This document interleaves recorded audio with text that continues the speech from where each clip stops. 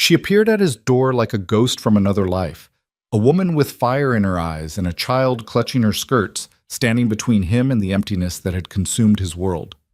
"I was told you need a cook," she said, but Caleb Stone knew instantly she was running from something far darker than poverty. Behind her, the little girl's eyes held secrets that would either save them all or destroy everything he had left.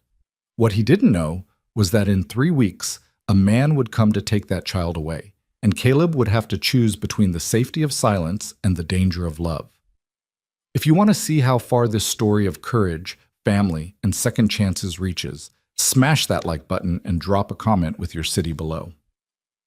Now, let me take you back to a summer evening in 1879, when everything changed with a single knock on a weathered door. The sun was dying over Stone Creek Ranch, bleeding orange and crimson across the Montana sky like a wound that refused to heal. Caleb Stone stood at his kitchen window, hands braced against the counter, watching the light fade from another day he'd survived rather than lived. The house around him breathed with the kind of silence that had weight, the silence of empty rooms and unanswered questions, of meals eaten alone and conversations held only with ghosts. 3 years. 3 years since Sarah had been laid to rest on the hillside overlooking the creek, beneath the cottonwood where they'd carved their initials as young lovers who believed in forever. 3 years since this house had heard laughter or felt the warmth of purpose beyond the mechanical routines of survival. Caleb had become a man going through motions, performing the rituals of ranch life with the precision of a soldier following orders he no longer believed in. He was 34 years old and felt ancient. The kitchen reflected his state of mind, functional but hollow. Clean dishes sat stacked on shelves, not because he took pride in order, but because he used so few of them. The large oak table that had once hosted Sunday dinners and birthday celebrations now served as a desk for ranch paperwork and a resting place for saddles that needed mending. The stove, a beautiful cast iron piece Sarah had picked out from a catalog, sat cold more often than not. Why fire it up for one man who barely tasted his food anyway? Caleb ran a hand through dark hair that needed cutting, his fingers catching on tangles he couldn't be bothered to comb out properly. His reflection in the window glass showed a man who looked older than his years, jaw shadowed with several days of beard growth, eyes hollow with the kind of tired that sleep couldn't fix, shoulders that had forgotten how to fully straighten under the weight of grief that had set up permanent residence in his chest. The ranch still functioned because Caleb Stone was nothing if not stubborn. 1,400 acres of grazing land, 200 head of cattle, horses that needed training, fences that required constant mending, and the endless cycle of seasons that demanded a man keep moving or be buried under their weight. He had 2 ranch hands, Tom, an aging cowboy who'd known Caleb since he was a boy, and Miguel, a quiet man who asked no questions and expected nothing beyond fair pay and hard work. They were good men, loyal men, but they weren't what the ranch needed. They weren't what Caleb needed, though he'd spent 3 years pretending otherwise. "Boss?" Tom had approached him 2 weeks earlier, hat in weathered hands, looking uncomfortable in the way men do when they're about to speak truth. "We need to talk about the house." "What about it?" Caleb had responded, not looking up from the bridle he'd been repairing. "It's dying, Caleb, same as you are." Tom's directness was one of his most valuable and irritating qualities. You're eating beans from a can and jerky that's tougher than boot leather. You're wearing shirts with buttons missing and socks with holes. The place looks like a bachelor camp and you look like hell warmed over. "I'm managing fine." "You're not managing, you're existing. There's a difference." Tom had stepped closer, his voice dropping. "Sarah wouldn't want this." "You know she wouldn't." The mention of her name had sent a familiar spike of pain through Caleb's chest, sharp and fresh as the day they'd closed her coffin. "Don't talk about what Sarah would want. You don't know. I know she'd kick your ass from here to Sunday if she saw you living like this." Tom had stood his ground despite the dangerous edge in Caleb's voice. "Hire a cook, Caleb, someone to put real meals on that table and bring some life back into this house. For God's sake, do something before you disappear completely into this grief." Caleb had wanted to argue, to send Tom away with harsh words that would create enough distance to keep the truth from landing, but he was tired, so damn tired, of fighting battles that had no victory at the end. So he'd simply nodded, a single sharp dip of his chin, and said, "Fine, put word out in town. Someone who can cook and doesn't talk too much. I'll pay fair wages." Tom had looked surprised, but had the wisdom not to push his small victory. He'd ridden into Stone Creek the next day and spread the word that Caleb Stone needed a cook. Caleb had expected one of the widow women from town, or maybe one of the Mexican families that worked the neighboring ranches. Someone local, someone who understood ranch life, someone who wouldn't require explanation or demand anything beyond wages and a day off on Sundays. He hadn't expected the woman who appeared at his door as twilight settled over the ranch like a blanket. The knock came just as Caleb was contemplating whether to bother with supper or just go to bed and let another day die without ceremony. It was a firm knock, not tentative or apologetic, but not aggressive either. The knock of someone who expected to be heard but wouldn't be surprised by rejection. Caleb crossed the main room, his boots heavy on wooden floorboards that needed polish, and pulled open the door expecting Tom with a message, or Miguel with news of a broken fence or injured cattle. Instead, he found himself looking at a woman who seemed to have walked straight out of a harder world than most folks knew. She stood on his porch in a dress that had once been fine, but now showed the wear of too many washings and careful mendings. Dark brown hair was pulled back in a severe knot that revealed a face too thin, with cheekbones too sharp, and shadows under hazel eyes that spoke of too many sleepless nights. She was younger than him, maybe late 20s, but carried herself with the kind of weary determination that added years to any person.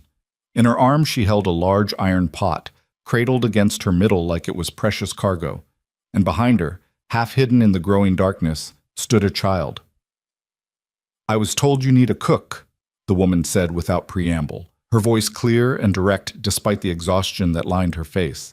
Her accent marked her as educated, maybe even from back east, which immediately raised questions in Caleb's mind about how she'd ended up on his remote ranch with darkness falling and a child in tow. Caleb's gaze moved from the woman to the little girl behind her. The child couldn't have been more than 6 or 7 years old, small for her age, with the same dark hair as the woman and eyes that watched Caleb with a mix of hope and wariness that struck something deep in his chest. She wore a dress that was clean but patched, and she held on to her mother's skirt with one small fist like it was the only anchor in a storm-tossed world. "You walked here?" Caleb asked, his mind calculating distances.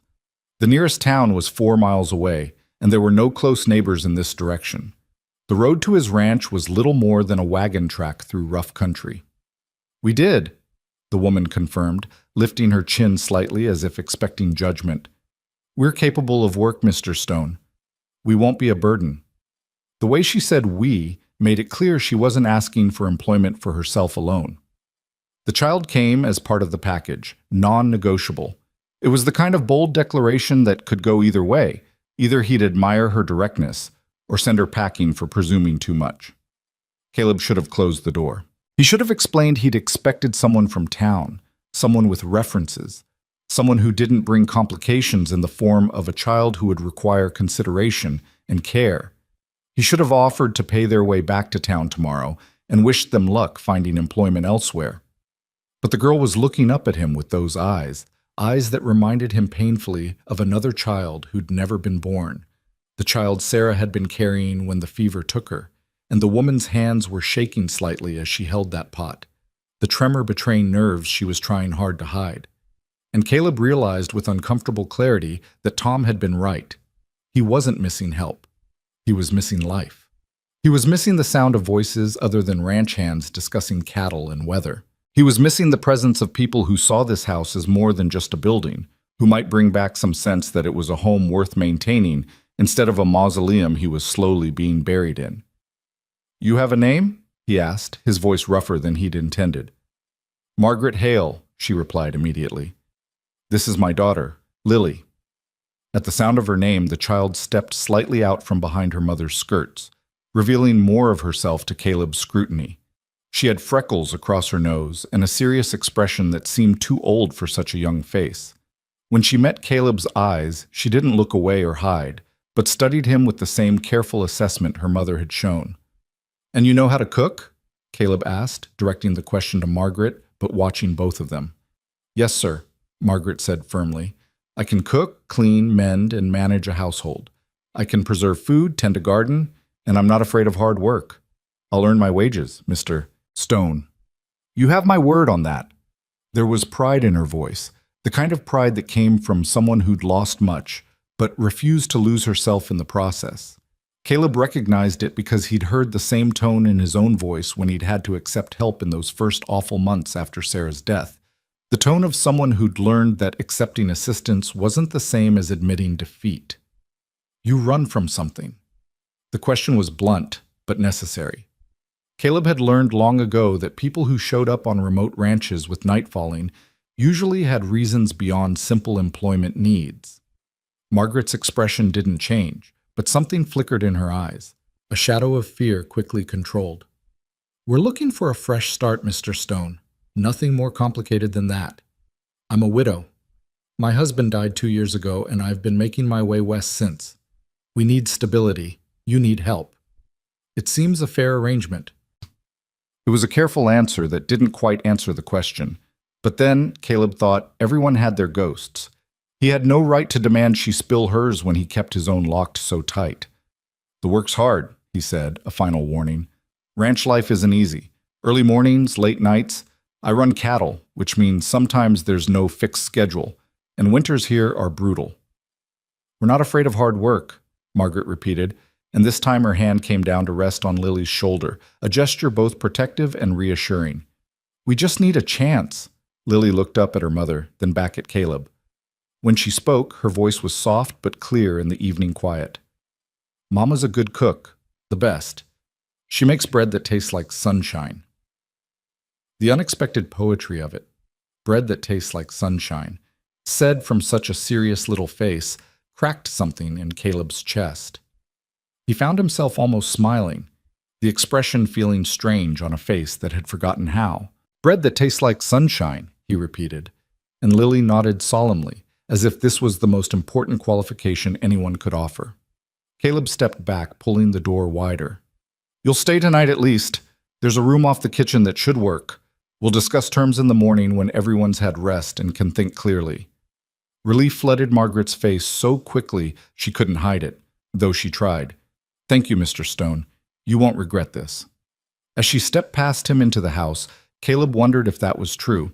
He wondered what he was bringing into his carefully maintained isolation, what complications he was inviting past the threshold of his controlled grief. But then Lily followed her mother inside, and as she passed Caleb, she looked up at him and whispered, "Thank you for letting us stay," with such genuine gratitude that he felt ashamed of his hesitation. "Welcome to Stone Creek Ranch," he said quietly, closing the door against the night and wondering what the hell he'd just done. The room off the kitchen had been meant as a maid's quarters when Caleb and Sarah had built the house, full of hope and plans for a large family that would need help managing. It had never been used for its intended purpose. Sarah had insisted on doing her own housework, claiming she hadn't come west to sit idle while others did the living for her. Now the small room held only a narrow bed with a thin mattress, a chest of drawers with a cracked mirror above it, and a washstand with a chipped basin. Caleb lit the oil lamp on the stand and tried to see the space through Margaret's eyes. Sparse, yes, but clean and private, with a window that looked out toward the barn and mountains beyond. "It's not much," he said, suddenly aware of how little he had to offer. "It's perfect," Margaret said firmly, setting down her iron pot and the canvas bag that contained what Caleb assumed were all their worldly possessions. "Lily and I will be comfortable here." Lily had already moved to the window, pressing her small face against the glass to peer out at the darkened ranch yard. "Can I see the horses tomorrow?" she asked, her voice carrying the first note of childish excitement Caleb had heard from her. "Lily, don't presume," Margaret said quickly, but Caleb shook his head. "She can see the horses," he said. "Tom, he's one of the ranch hands. He'll be around in the morning. He's good with children. He'll show her around if that's all right with you." Margaret's expression softened slightly. "That's kind of you." "Kitchen's through there," Caleb continued, gesturing. "Help yourself to what you need. There's not much. I haven't kept the house well stocked, but there's coffee, flour, some bacon, and eggs. Tom usually brings by milk from town once a week." He paused, aware he was rambling and unsure how to extract himself from the situation gracefully. "I'll be up at dawn. Don't worry about breakfast for me. I usually just grab something quick and get out to work." What time is dawn? Lily asked, turning from the window. About 5:30 this time of year, Caleb answered. The child's eyes widened. That's very early. Lily, Margaret warned again, but Caleb found himself unexpectedly charmed by the girl's directness. It is early, he agreed. But cows don't care much about sleeping in. Do cows sleep standing up? Lily asked, moving closer with the kind of curiosity that all children carried before the world taught them to hold back their questions. Sometimes, Caleb said. They can anyway, though they usually lie down when they're really resting. How do you know if they're really sleeping or just pretending? Lily, Mr. Stone has work to do, Margaret interjected, placing a gentle hand on her daughter's shoulder. Let him get to his evening. We've imposed enough for one night. But Caleb found he didn't mind the child's questions. There was something refreshing about such straightforward curiosity, such innocent interest in the mundane details of ranch life he'd long since stopped noticing. Their ears, he said, answering Lily's question. When they're really sleeping, their ears relax and droop a bit. When they're just resting but alert, their ears stay up, listening for danger. Lily absorbed this information with serious attention, nodding as if he'd shared some profound wisdom. I'll watch for that tomorrow, she said. All right then, Caleb said, backing toward the door, suddenly needing distance from this strange domestic scene. I'll leave you to settle in. Good night, Mrs. Hale. Lily. Good night, Mr. Stone, Margaret said, and thank you again, truly. Caleb nodded and retreated, pulling the door closed behind him and standing for a moment in his own kitchen, trying to understand the feeling of displacement that had settled over him. The house already felt different, not better or worse, just different. There were sounds where there had been silence, the murmur of Margaret's voice as she spoke quietly to her daughter, the creak of bed ropes as someone sat down, the soft thump of that canvas bag being unpacked. People were living in his house again. He wasn't sure how he felt about that. Caleb made his way to his own bedroom, the room he'd once shared with Sarah, but that had become his alone, the room where he'd learned to sleep on one side of the bed because the other side was too painful to even look at, much less occupy. As he lay down in the darkness, still wearing most of his clothes because undressing felt like too much effort, he heard the faint sound of a child's voice through the walls. He couldn't make out the words, but the cadence was unmistakable.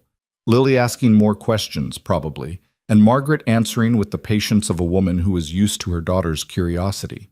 It should have annoyed him. It should have felt like an invasion of the privacy he'd constructed so carefully around his grief. Instead, it made him realize just how silent his house had become, how silent his life had become. Maybe Tom had been right. Maybe he had been dying by inches, letting the silence swallow him piece by piece until there'd be nothing left but a bitter man going through the motions of life without ever actually living.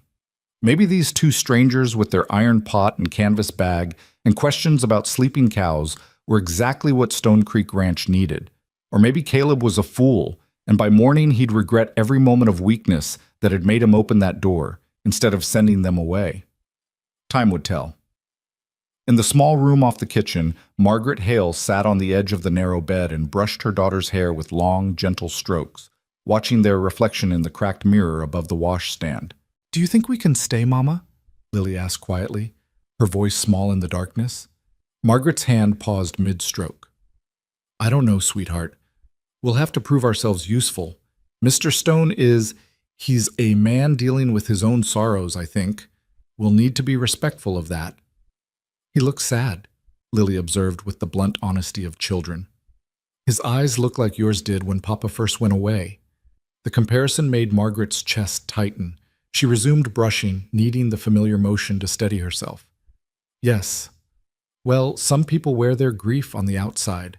Mr. Stone seems to be one of them. But he was nice to me, Lily continued. He answered my questions even though you kept telling me to stop asking them. That's because you ask too many questions, Margaret said gently, but there was affection in her voice. Though you're right, he was kind to you. That speaks well of him.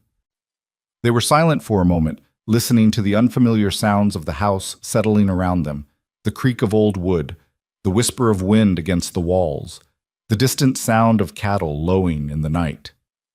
Mama?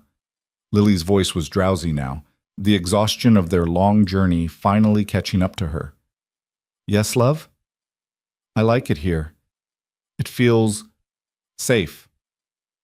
Margaret closed her eyes against the sudden sting of tears. Safe. Such a simple word, such an enormous need. They'd been running for so long, looking over their shoulders, jumping at shadows, never staying anywhere long enough to catch their breath. I hope so, Lily, she whispered, helping her daughter lie down and pulling the thin blanket up to her chin. I truly hope so. But even as she said it, Margaret's gaze drifted to the window, to the darkness beyond, and she couldn't quite silence the voice of fear that whispered this was too good to last, that safety was an illusion, that it was only a matter of time before the past caught up to them. She dealt with that fear when the moment came, she told herself firmly. For tonight, she'd let Lily believe they'd found sanctuary. For tonight, she'd let herself believe it too. Margaret lay down beside her daughter, fully clothed except for her boots, ready to run if necessary, but hoping desperately that running wouldn't be necessary this time. As sleep finally claimed her, her last conscious thought was of Caleb Stone's eyes, hollow with grief but not entirely dead. Not yet. There was still something alive in there, buried deep but fighting to survive. She understood that fight. She'd been fighting the same battle. Maybe that's why they'd ended up here. Two strangers united by loss, and the desperate need to believe that tomorrow could be different from yesterday. Maybe that's why she'd knocked on his door as darkness fell, carrying her iron pot like a talisman and her daughter like a prayer. Maybe that's why he'd opened it. Chut. Dawn came exactly at 5:30, announced by the crow of a rooster somewhere in the ranch yard and the soft golden light that crept through the small window of Margaret's room. She woke instantly, as she'd trained herself to do over the past 2 years, alert and aware before her eyes even opened fully, listening for danger before memory caught up to remind her where she was. Stone Creek Ranch. The widowed cowboy, the room off the kitchen. Safety, maybe. At least for today. Beside her, Lily still slept deeply, her small face peaceful in a way it so rarely was during waking hours. Margaret took a moment to study her daughter in the growing light, the dark fan of lashes against pale cheeks, the slight part of lips that still held the roundness of early childhood, the complete vulnerability of sleep. Everything Margaret did, she did for this child. Every choice, every sacrifice, every mile they'd traveled. Lily was the reason Margaret kept fighting when exhaustion threatened to swallow her whole. Moving carefully so as not to wake her daughter, Margaret rose from the bed and smoothed her dress as best she could. She needed to make herself presentable, needed to begin breakfast before Caleb Stone appeared, needed to prove immediately that hiring her hadn't been a mistake. The kitchen was empty when she entered, though it showed signs of recent use. A coffee cup in the sink, a knife on the counter beside breadcrumbs. Caleb had already been through, helping himself to whatever minimal breakfast he allowed himself before heading out to work. Margaret moved through the space with the practiced eye of someone who'd managed households before circumstances had ripped that life away from her. The kitchen was large and well-designed, clearly built by someone who'd envisioned it as the heart of a busy home. The cast-iron stove dominated one wall, a beautiful piece that must have cost considerable money. Good copper pots hung from hooks, though most showed signs of disuse. The pantry, when Margaret investigated, was indeed sparse. Flour, cornmeal, coffee, a few tins of beans, some salt pork that had seen better days. But there were also the bones of something more. Dried herbs hung from the ceiling beams, clearly long forgotten but still present. Glass jars lined shelves, empty now but waiting. A beautiful china service sat untouched in a cabinet, the kind of dishes a woman picked out carefully for the home she hoped to build. Sarah's kitchen, Margaret realized. The wife who'd died, leaving Caleb Stone alone in this big house with all these plans that would never come to fruition. The weight of another woman's dreams pressed down on Margaret's shoulders as she moved through the space, but she pushed the feeling aside. She wasn't here to compete with a ghost. She was here to survive, to give Lily stability, to earn honest wages through honest work. Still, she found herself speaking quietly to the empty room. "I'll take care of it," she promised the absent Sarah. "I'll take care of him, not the way you would have, I can't replace you, but I'll make sure he eats real food and has clean clothes and knows someone cares whether he lives or dies." The words hung in the morning air, then dissipated like smoke. Margaret set to work. The bread dough she'd started the night before in her iron pot had risen perfectly. She shaped it quickly and set it to bake, then turned her attention to the eggs she'd found in the cold box and the bacon that needed rendering. Coffee went on to boil. Oatmeal started simmering with some dried apples she'd found in the pantry's back corner. By the time Lily emerged, rubbing sleep from her eyes and drawn by the smell of cooking food, the kitchen had transformed. The table was set with that beautiful china, food was hot and ready, and sunlight poured through windows Margaret had opened to let in the fresh morning air. "Oh, Mama," Lily breathed, her eyes wide. "It's like our old house." The comment struck Margaret's heart with unexpected force. Their old house, the home they'd had before everything fell apart, before Charles had died, before the truth about his debts and the people he'd crossed had come crashing down on them. "Sit down, sweetheart," Margaret said, her voice rougher than intended. "Eat something before Mr. Stone comes back. You'll need your strength if you're going to explore this ranch today." They ate together in comfortable silence, Lily making happy sounds over the fresh bread with butter and honey Margaret had discovered in the pantry. The child had inherited her mother's resilience. She could find joy in simple things, even after everything they'd been through. Margaret was just clearing the dishes when the back door opened and Caleb Stone stepped inside, followed by an older man she didn't recognize. Both men stopped short at the sight of the kitchen, their faces registering surprise at the transformation. Where there had been darkness and silence the night before, there was now light, warmth, and the smell of a real breakfast. "Jesus, Mary, and Joseph," the older man muttered, removing his hat. "When's the last time this place smelled like a home, Caleb?" Caleb's expression was harder to read. He stood in the doorway of his own kitchen looking almost uncertain, as if he'd walked into the wrong house by mistake. His gaze moved from the set table to the bread cooling on the counter to Margaret in her apron to Lily sitting at the table with honey on her chin, and something complicated passed across his face, too fast for Margaret to interpret, but painful enough to make her heart clench in sympathy. "Mrs. Hale," he said finally, his voice carefully neutral. "This is Tom Bradshaw, my foreman and oldest friend. Tom, this is Margaret Hale and her daughter Lily. She's the cook I told you I'd hire." Tom stepped forward with an easy smile, his weathered face creasing with genuine warmth. "Ma'am, little miss, welcome to Stone Creek. I hope this stubborn fool treated you decent last night." "Very decent," Margaret assured him, wiping her hands on her apron. "Mr. Stone has been nothing but kind. I hope we didn't presume too much. I took the liberty of making breakfast. There's plenty if you're hungry." "Hungry?" Tom laughed. "Ma'am, I'm always hungry. And if that's your bread I'm smelling, I may have to marry you myself just to keep eating it." "Tom," Caleb said warningly, but there was no real heat in it. Margaret felt herself relax slightly at Tom's easy manner. This was a man who understood how to make strangers feel welcome, who knew that humor could ease the awkwardness of new situations. "Sit down, both of you," she said with more confidence. "The food's getting cold." For just a moment, she thought Caleb might refuse, might retreat from this unexpected domesticity. But Tom was already moving toward the table, and Lily was watching them both with open curiosity, and refusing would have been more awkward than accepting. So Caleb sat at his own table, probably for the first time in months, Margaret suspected, and allowed her to serve him eggs and bacon and fresh bread with butter. The first bite seemed to surprise him. He chewed slowly, his expression shifting from wary to something like wonder.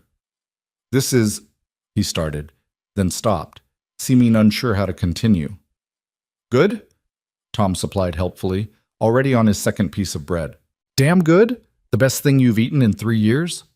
"Tom," Caleb said again, but this time there was the faintest hint of amusement in his voice.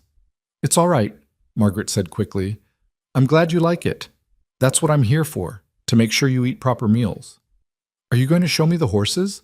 Lily asked Tom suddenly, her child's attention span unable to maintain interest in adult conversation about food. Tom's face lit up. "I sure am, little miss. Soon as we finish eating, I'll give you the grand tour. We've got horses, cattle, chickens, even a barn cat who just had kittens if you're interested." Lily's entire face transformed with delight. "Kittens?" "3 of them. Orange as sunsets and twice as pretty. You can help me name them if you want." As Tom and Lily fell into easy conversation about the ranch animals, Margaret felt the tension in her shoulders ease slightly.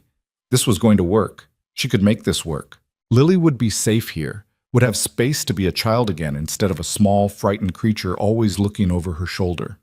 She glanced at Caleb and found him watching the interaction between Tom and her daughter with an expression that made Margaret's heart ache. Loss and longing mixed with something that might have been hope. All of it quickly shuddered when he realized she was looking at him. "You've done well," he said quietly, gesturing to the kitchen, the food, the general sense of order that had replaced chaos. "Better than I expected, truth be told." "I told you I could cook," Margaret replied, matching his quiet tone. "I meant it." "I can see that." He paused, then added, "The wages are $30 a month, plus room and board.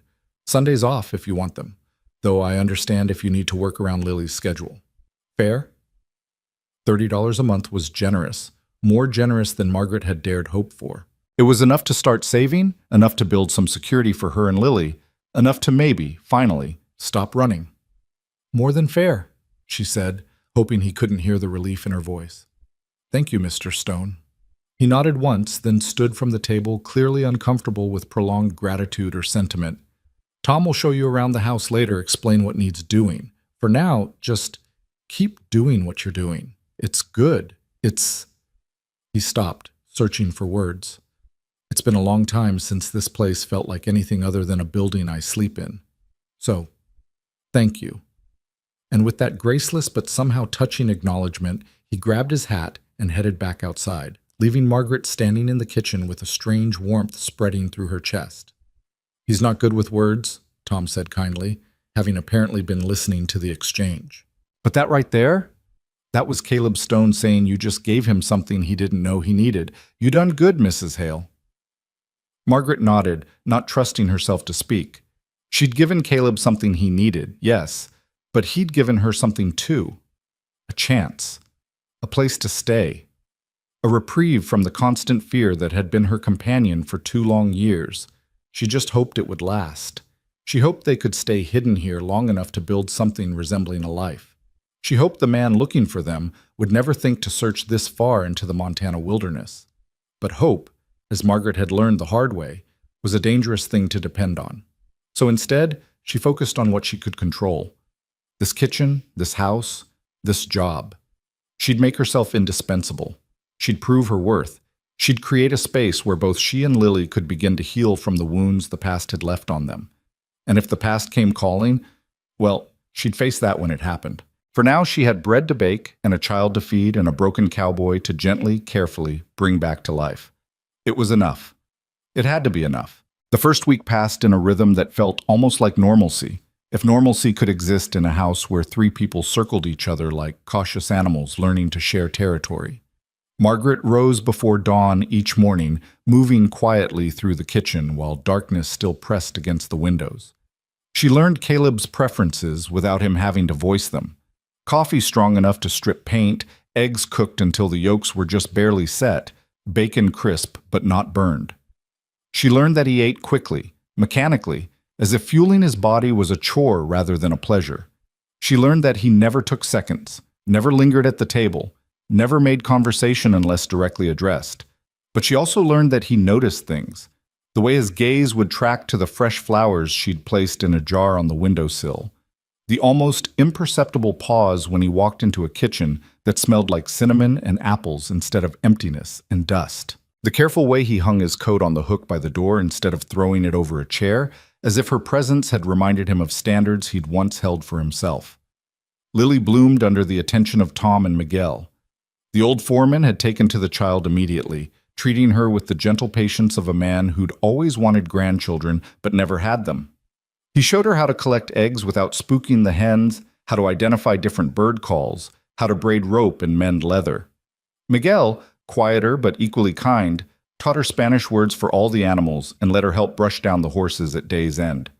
The child's laughter began to echo through the ranch yard, a sound so foreign that the first time Caleb heard it, he stopped mid-stride and stood frozen, listening to something he'd forgotten could exist in his world. Margaret watched him from the kitchen window, her hands stilled in the dishwater, and wondered what memories that sound awakened in him, what lost futures it represented. what it cost him to hear joy in a place that had known so much sorrow. By the second week, patterns had solidified into routines. Margaret woke to find Caleb already gone, having slipped out in the pre-dawn darkness to check fences or move cattle or perform whatever mysterious tasks filled a rancher's endless days. She prepared breakfast for herself and Lily, packed a substantial lunch for all the men, then set about the work of reclaiming a house that had been neglected for too long. The main room first, she swept away cobwebs from corners, beat dust from curtains that hadn't been touched in years, polished wood until it gleamed. She found photograph albums tucked in a trunk, their pages filled with images of a younger Caleb and a beautiful woman with kind eyes and a warm smile. Sarah, the wife who haunted every corner of this house. Margaret studied those photographs with a mix of curiosity and guilt, feeling like an intruder into private grief.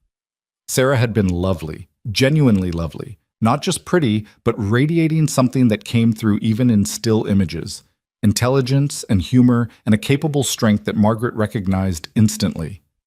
This was a woman who would have thrived on a ranch, who would have met challenges with grace and determination. This was a woman who'd chosen Caleb Stone and built dreams with him, dreams that now sat in boxes and gathered dust.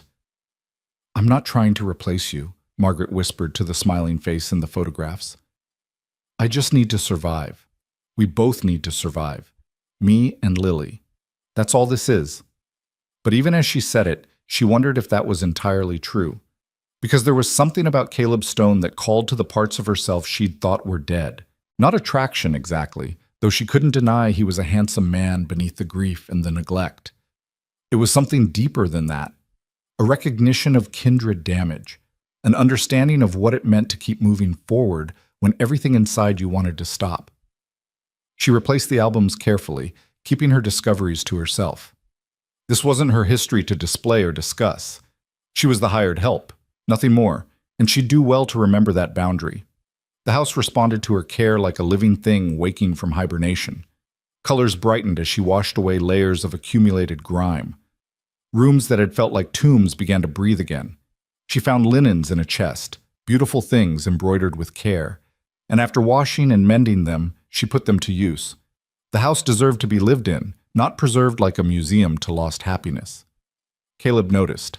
He didn't comment directly, but she caught him running his hand along a newly polished banister, pausing in doorways to study rooms that had been transformed, touching things with an expression that mixed pain with something that might have been gratitude. It was on a Thursday afternoon, nearly 3 weeks into her employment, that the careful distance they'd maintained finally cracked. Margaret was in the kitchen, arms deep in bread dough, when she heard the crash from outside, followed by a string of cursing that would have made a sailor blush. She rushed to the window and saw Caleb in the yard, favoring his left leg, blood streaming from a gash on his forearm, his face twisted in pain and fury. She didn't think. She simply moved. "Lily, stay inside," she commanded as she flew out the door, grabbing clean towels from the line as she passed. Caleb looked up at her approach, his expression darkening. "I'm fine. It's nothing." "It's not nothing. You're bleeding everywhere," Margaret said flatly, reaching for his arm. He tried to pull away, but she held firm with a strength born of necessity. "Hold still and let me see." "I said I'm fine, and I said hold still." Her voice carried an authority that surprised them both. "You can argue with me after I've determined you don't need a doctor. Until then, shut up and let me help you." For a moment, she thought he'd refuse. She could see the war playing out across his face, pride versus pain, independence versus need. But then his shoulders sagged slightly, and he allowed her to lead him to the porch steps. The cut was deep but clean, slicing across his forearm, where he'd apparently caught it on barbed wire. Margaret worked quickly and efficiently, cleaning the wound with water and whiskey, her hands steady despite the intimacy of touching him, of holding his arm across her lap while she worked. "This needs stitches," she said after examining it closely. "Just wrap it. It'll heal." "It'll heal wrong, and probably get infected. Don't be foolish." She looked up at him, their faces closer than they'd ever been. "I can do it if you'll let me. I've sewn up worse." His eyes, gray as storm clouds, studied her with new intensity. "Where did a woman like you learn to stitch wounds?" "A woman like me has learned to do a lot of things survival required," she replied evenly. Do you want my help or not? He held her gaze for a long moment, then nodded once. Do it. Margaret retrieved her sewing kit and a bottle of whiskey, returning to find Caleb exactly where she'd left him, staring out at his ranch with an expression of weary resignation. Drink, she said, offering him the bottle. I don't need drink anyway. This is going to hurt. He took the bottle, swallowed 3 long pulls, then handed it back. Get on with it. The first pierce of the needle made his jaw clench, muscle jumping beneath tanned skin, but he didn't flinch away. Margaret worked as quickly as she could, her stitches small and even, learned from necessity during the awful months after Charles died when doctors were a luxury they couldn't afford. You're good at this, Caleb said through gritted teeth. Practice I wish I'd never gotten. She tied off another stitch. My husband was accident-prone toward the end. I learned to patch him up when he'd come home in various states of damage. What happened to him? The question was direct, unadorned by social niceties or careful phrasing. Maybe the whiskey had loosened his tongue. Maybe the pain had stripped away his usual reserve. Either way, Margaret found herself answering with more honesty than she'd intended. He died owing money to men who don't forgive debts. I didn't know about any of it until they came looking for repayment and found only me and Lily. She pulled another stitch tight, maybe harder than necessary. So we ran. We've been running ever since. The silence that followed felt heavy with significance. Margaret kept her eyes on her work, afraid to look up, afraid of what she'd see in his face. Judgment? Pity? Disgust that he'd brought such trouble into his home? Is someone still looking for you? His voice was quiet, carefully neutral. I don't know, maybe. Probably. She tied off the last stitch and reached for bandaging. The debt was substantial. The men Charles crossed are the type who make examples of people. But it's been 2 years. Maybe they've given up. Maybe they've forgotten. Maybe you're fooling yourself, Caleb finished bluntly. Men like that don't forget. They don't forgive. If you owe them money, they'll keep looking until they find you or until they're dead themselves. Margaret's hands stilled in their wrapping. I know that. Don't think I don't know that. But what choice do I have? Keep running forever? Lily deserves more than a life lived in constant fear. She deserves stability, school, friends, a childhood that's more than just moving from place to place in the dark. So you came here. So I came here, Margaret confirmed, finishing the bandage and finally meeting his eyes. To the most remote place I could find, where maybe we could disappear long enough to catch our breath. I'm not asking you to protect us. I'm not asking you to fight our battles. I just need time. Time to figure out what comes next. Time to save enough money to maybe go further west. Time to... How much? What? How much does she owe? Caleb's gaze was intense, focused in a way she hadn't seen before. The debt. How much? Margaret laughed, a bitter sound without humor. $2,000. Might as well be $2 million for all my ability to pay it. Caleb was quiet for a long moment, his expression unreadable. Then he stood, testing his newly bandaged arm with careful movements. Thank you for the stitching. You did good work. Caleb... She'd never used his first name before, and it felt strange on her tongue. I shouldn't have told you all that. I'm sorry. If you want us to leave, I don't want you to leave. The words came out rough, almost angry. This house has been dead for 3 years. You and your daughter brought it back to life. I won't send you away because your dead husband made bad choices. He paused, then added quietly, We've all got ghosts, Margaret. Yours just happened to have a price tag attached. The use of her first name sent an unexpected warmth through her chest. They'd been Mr. Stone and Mrs. Hale for weeks, maintaining careful formality like a fence between them. This felt like crossing a line, stepping into territory that was both dangerous and oddly comforting. Thank you, she said softly, for understanding, for not judging. I'm not in a position to judge anyone, Caleb replied. Lord knows I've made enough mistakes of my own. He flexed his arm again, wincing slightly. You should get back inside. Lily will be wondering where you are. But neither of them moved. They stood on the porch in the afternoon sunlight, the space between them charged with something neither could quite name. Understanding, maybe. or recognition. The acknowledgement that they were both broken people trying to piece themselves back together with whatever materials they had at hand. "Caleb," Margaret ventured after a moment, "can I ask you something? Seems only fair given what you just told me. Why did you really hire me? Tom said you'd been refusing help for years. What changed?" He was quiet so long she thought he wouldn't answer. Then he sighed, the sound carrying the weight of 3 years of accumulated sorrow. "I looked at you standing in my doorway with your daughter behind you, and I saw—" He stopped, started again. "Sarah was pregnant when she died. Fever took them both, her and the baby we never got to meet. Would have been a girl," the doctor said. Margaret's breath caught. She'd suspected loss, but not this, not the double grief of wife and unborn child. "When I saw Lily," Caleb continued, his voice rough with emotion he wasn't quite managing to control, "I saw the daughter I never had, the life that could have been, and I thought, maybe having life in this house again would hurt less than the silence. Maybe hearing a child's voice would be better than the constant reminder of the voice I'd never hear." "And is it?" Margaret asked gently. "Better?" "I don't know yet," he admitted. "Some days it feels like salt in a wound that never healed right.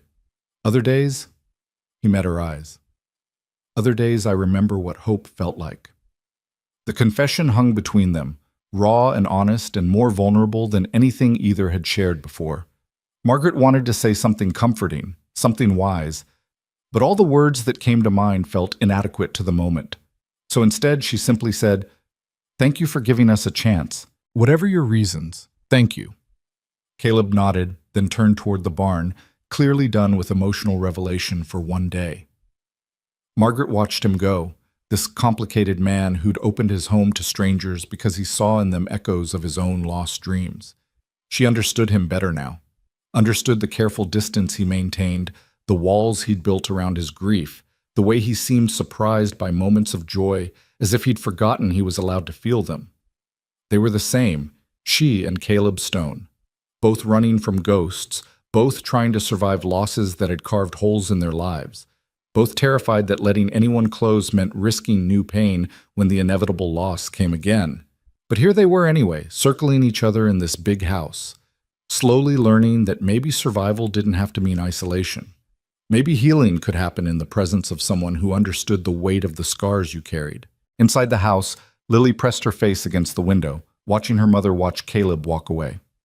The child's young mind couldn't understand all the complicated feelings swirling between the adults, but she understood safety.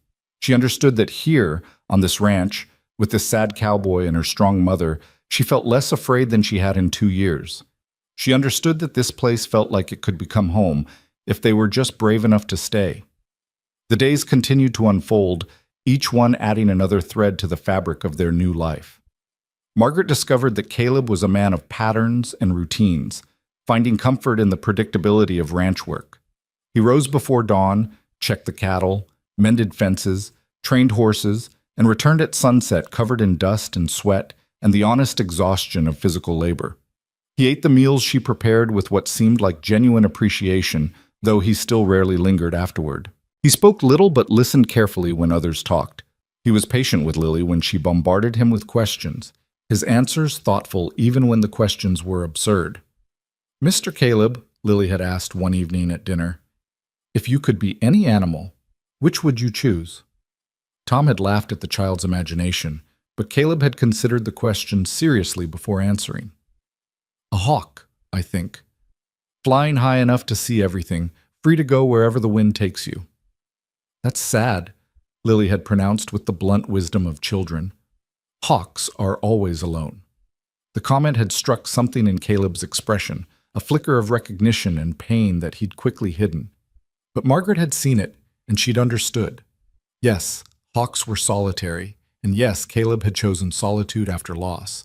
But maybe, just maybe, he was beginning to remember that isolation wasn't the same as peace. The ranch itself responded to their presence. The vegetable garden that had gone to seed was cleared and replanted. The chicken coop was cleaned and repaired. Windows that had been dark for years now glowed with lamplight in the evenings. Laughter returned to a place that had forgotten the sound. Even the hands noticed the change. Miguel, who'd worked for Caleb for 2 years, mentioned quietly to Tom one afternoon that El Patron seemed different, less like a man waiting to die and more like a man remembering why he'd wanted to live. Tom, who'd known Caleb since he was a boy, could only nod in agreement and thank whatever force had sent Margaret Hale to their door. But peace, as Margaret had learned, was always temporary. Happiness was always borrowed time before the bill came due. It was late on a Saturday afternoon, 5 weeks after Margaret and Lily's arrival, when the first crack appeared in their carefully constructed sanctuary. Margaret was in the garden, pulling weeds while Lily played nearby with one of the barn kittens, when she heard the sound of hoofbeats approaching on the main road. Visitors were rare this far from town, and her body tensed automatically, old instincts screaming danger. A man rode into view, well-dressed in a suit too fine for ranch country, riding a horse that spoke of money and careful breeding. He was perhaps 40, with dark hair silvering at the temples, and a face that might have been handsome if not for the coldness in his eyes. Margaret's blood turned to ice. She knew that look. She'd seen it before in the faces of the men who'd come looking for Charles's debts. The look of someone who saw people as commodities, problems to be solved, obstacles to be removed. "Lily," she said quietly, her voice steady despite the fear racing through her veins. "Go inside. Find Mr. Caleb or Tom. Do it now." "But Mama, now, Lily. Go." The child heard something in her mother's tone that brooked no argument. She scooped up the kitten and ran toward the barn where Tom was working, her small legs pumping with the urgency of instinct. Margaret stood slowly, wiping dirt from her hands, positioning herself between the approaching stranger and the path Lily had taken. Every muscle in her body was coiled tight, ready to fight or flee or do whatever necessary to protect her child. The man reined in his horse, looking down at Margaret with an expression that managed to be both polite and predatory. "Good afternoon. I'm looking for Mrs. Margaret Hale. I was told I might find her at Stone Creek Ranch." Every word was precisely spoken, cultured, educated, dangerous. "I'm Margaret Hale," she said, lifting her chin. "And you are?" "My name is Richard Thornton. I'm an attorney from Boston." He dismounted with practiced grace, brushing dust from his expensive coat. "I've been looking for you for quite some time, Mrs. Hale. You're a difficult woman to track." "Perhaps that should tell you something about my desire to be found, Mr. Thornton." Margaret's voice was cold, controlled. "State your business and leave." "My business is simple." Thornton smiled, the expression not reaching his eyes. "I represent certain parties in Boston who have a vested interest in the welfare of your daughter, Lily Hale. They've asked me to locate the child and ensure she's being properly cared for." Margaret's heart was hammering so hard she was certain he could hear it. "Lily is my daughter. She's being perfectly well cared for. Whatever your clients told you is a lie." "Is it?" Thornton's tone remained pleasant, conversational, which somehow made it more threatening. "I have documents here that suggest otherwise. Documents that indicate your late husband had certain arrangements in place regarding the child should anything happen to him and should you prove unable to provide appropriate care. That's impossible. Charles never told you," Thornton finished. "I'm afraid your late husband kept many secrets, Mrs. Hale. The debts you know about are merely the beginning. He borrowed extensively from my clients, and when he couldn't repay, he offered something else as collateral. He offered his daughter." The words hit Margaret like physical blows. "You're lying." "I have the papers to prove otherwise. Signed, witnessed, legally binding. Your husband wagered his daughter's future on business ventures that failed spectacularly. Now my clients are here to collect what they're owed. No one owns my child. No piece of paper gives anyone the right to take her from me." "The law might say differently, Mrs. Hale." Thornton reached into his coat, pulling out a thick envelope. "I have documentation of your husband's debts, his agreements, and testimony from several witnesses regarding your, shall we say, unstable lifestyle over the past 2 years. Constant moving, no permanent residence, no proper schooling for the child. A judge might very well determine that Lily would be better off in the care of a stable, wealthy family who can provide for her future." Margaret's vision blurred with rage and fear. "What you have is a pile of lies and forgeries designed to steal a child from her mother. I won't let it happen. Get off this property before I have you removed by force." "This property?" Thornton looked around with exaggerated interest. You mean this ranch that you've been working at for less than 2 months? Hardly a stable environment for a child, wouldn't you say? And what happens when your employer realizes what kind of trouble you've brought to his door? How quickly will he throw you out when he understands that harboring you could bring legal consequences? The only consequence you'll face is from me if you don't leave. Now. The new voice came from behind Margaret, low and dangerous. She turned to see Caleb approaching, Tom and Miguel flanking him, all three men wearing expressions that made clear they'd heard enough of the conversation to understand the threat. Thornton's smile widened, unbothered by the display of force. Ah, you must be Mr. Stone, the owner of this charming establishment. I apologize for the disruption, but I'm here on legal business regarding Mrs. Hale and her daughter. I heard your legal business, Caleb said flatly.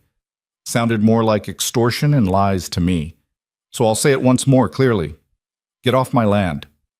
Mr. Stone, I understand you want to protect your employee, but she's not just my employee. She's under my protection. The child is under my protection.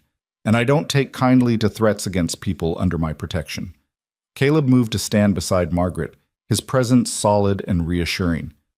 Whatever papers you have are worthless out here. We do things differently in Montana. We protect our own. How noble, Thornton said dryly. But protection won't matter when the law arrives. I'll be back with a federal marshal and a court order.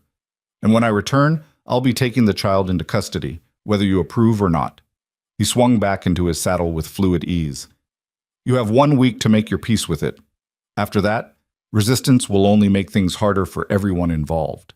He turned his horse and rode away at a leisurely pace, confident and unhurried, a man who believed the law was on his side. Margaret's legs gave out the moment he was out of sight. She would have fallen if Caleb hadn't caught her, his strong hand steadying her as she gasped for breath against the panic threatening to overwhelm her completely.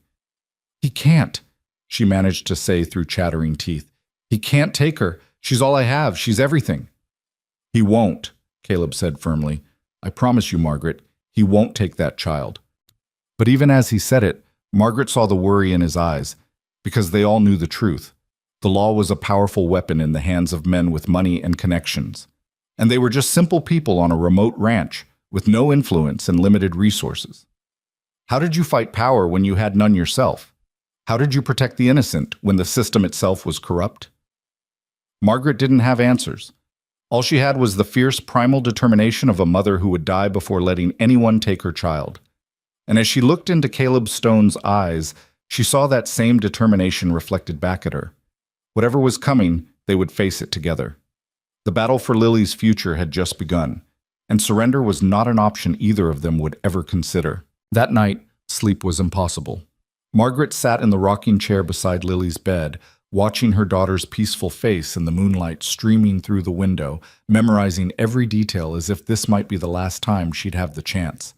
The curve of those small cheeks, the dark lashes fanned against pale skin, the slight part of lips that trembled with each breath.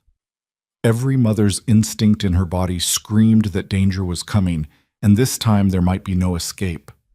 Lily stirred, sensing her mother's presence even in sleep, and Margaret reached out to smooth the child's hair with trembling fingers. I won't let them take you, she whispered into the darkness. I don't care what papers they have or what lies they tell. You're mine, and I will burn the world down before I let them steal you from me. The words were a vow, a prayer to whatever force governed the universe, a promise written in her bones and sealed with every drop of blood in her veins. A soft knock on the door made her turn. Caleb stood in the doorway, still fully dressed despite the late hour, his face shadowed but his presence somehow steadying. Can't sleep either? He asked quietly. Margaret shook her head.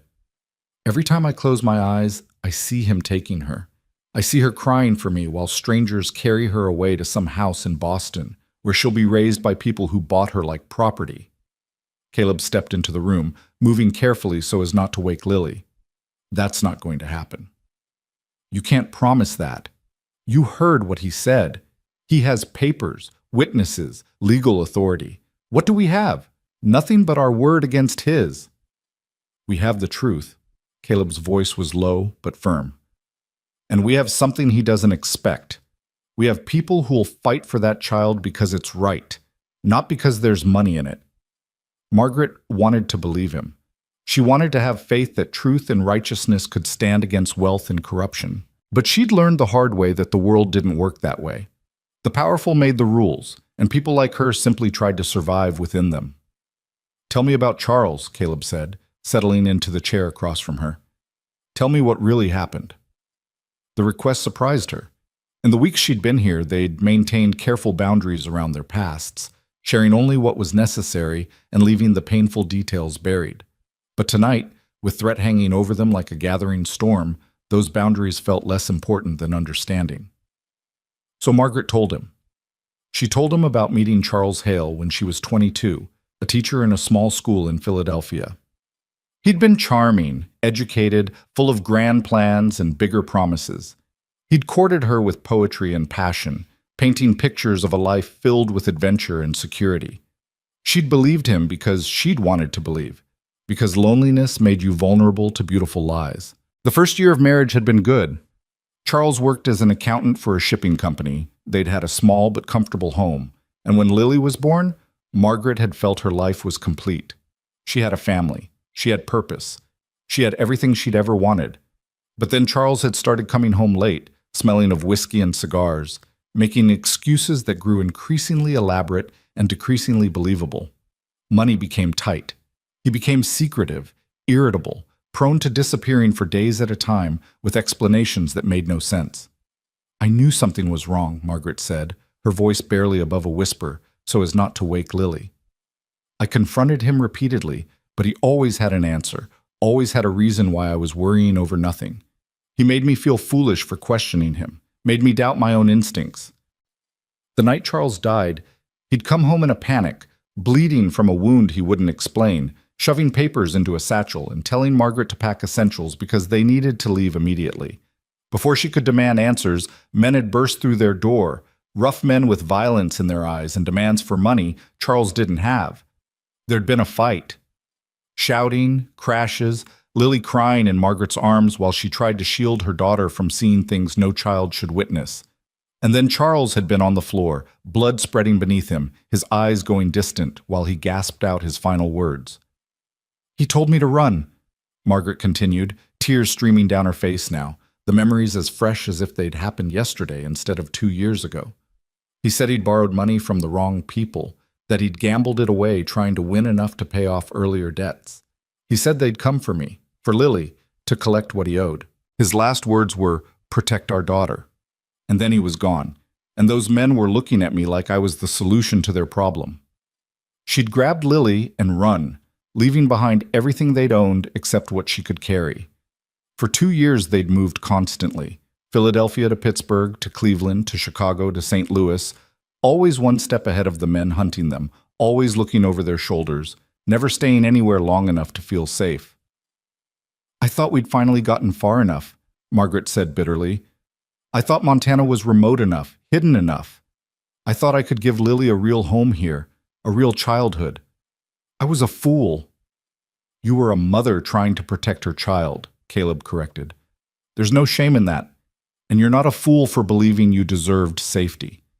But I brought danger to your door. Thornton knows we're here now. He'll be back with authorities, with documents that might be forged but will look legitimate enough. How do we fight that? How do we prove those papers are lies when we have no resources, no connections, no power?" Caleb was quiet for a long moment, his gaze on Lily's sleeping form. When he finally spoke, his voice carried a determination Margaret hadn't heard before. "Tomorrow morning, I'm riding to Stone Creek. There's a man there, Augustus Fletcher. He was a lawyer back east before he came west for his health.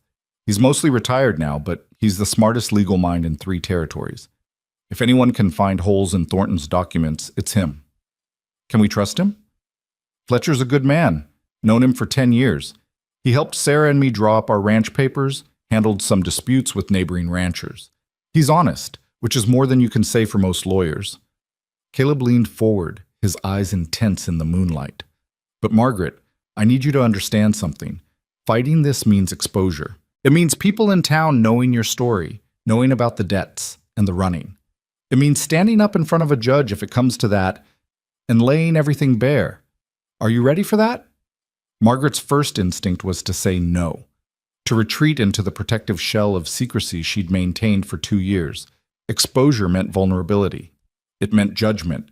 It meant risking everything on the slim hope that the truth would matter more than carefully constructed lies. But then she looked at Lily, at the child she'd carried in her body and in her heart through every mile of their desperate flight, and she knew there was no choice. Hiding hadn't kept them safe. Running hadn't solved anything. If they were going to survive this, they'd have to stand and fight, consequences be damned. "I'm ready," she said firmly. "Whatever it takes, I'm ready. Lily deserves a mother who fights for her, not one who runs and hides." Caleb nodded, something like approval crossing his features. "Then we fight. Together."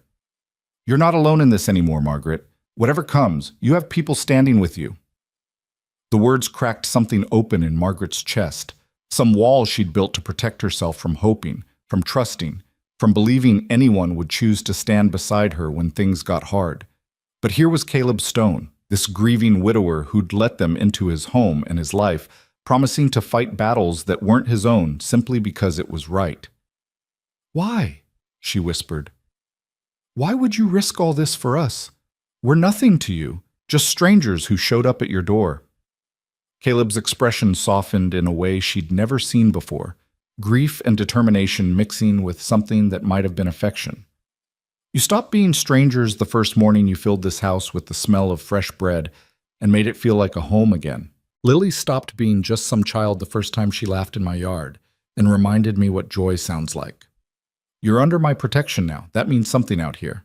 That means I don't let men like Thornton take what isn't theirs to take." He stood, moving toward the door, then paused and looked back.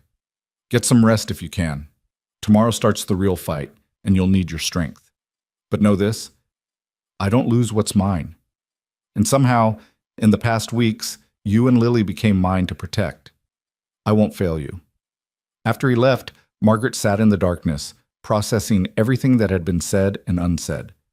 She'd spent 2 years believing she had to face the world alone, that trusting anyone meant risking betrayal. But Caleb Stone was teaching her something different. He was showing her that strength didn't always mean isolation, that sometimes the bravest thing you could do was accept help when it was offered. She finally lay down beside Lily, pulling her daughter close, and whispered promises into the child's hair. Promises that they would stay together, that they would fight, that they would win because the alternative was unthinkable. Morning came too quickly, announced by the rooster and the gradual lightening of the sky from black to gray to the pale gold of dawn. Margaret rose and went through the motions of preparing breakfast, her hands performing familiar tasks while her mind raced through scenarios, each one more frightening than the last. Caleb appeared as the coffee finished brewing, already dressed for riding, his face set with purpose. "I'll be back by nightfall. Tom and Miguel will stay close to the house. Don't let Lily out of your sight.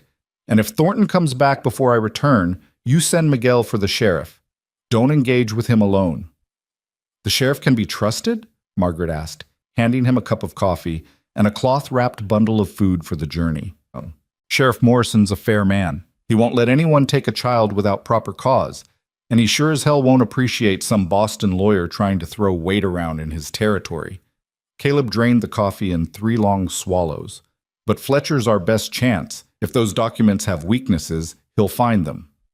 After Caleb rode out, the ranch felt too quiet, too exposed. Margaret kept Lily inside despite the child's protests, finding tasks to keep them both occupied and away from windows. She baked bread she didn't need, mended clothes that weren't torn, cleaned surfaces that were already spotless. Anything to keep her hands busy and her mind from spiraling into panic. Tom checked on them hourly, his weathered face creased with concern. "Boss'll fix this," he assured Margaret during one visit. "He's got that look he used to get when facing down rustlers or dealing with difficult cattle buyers. Means he's in fighting mode, and Caleb Stone in fighting mode is something to see." "I hope you're right," Margaret said. "I hope determination is enough." Determination plus Fletcher's legal mind plus the fact that everyone in Stone Creek knows Caleb's an honorable man, that's more than enough, ma'am. You'll see. But as the day wore on and shadows lengthened, Margaret's anxiety only grew.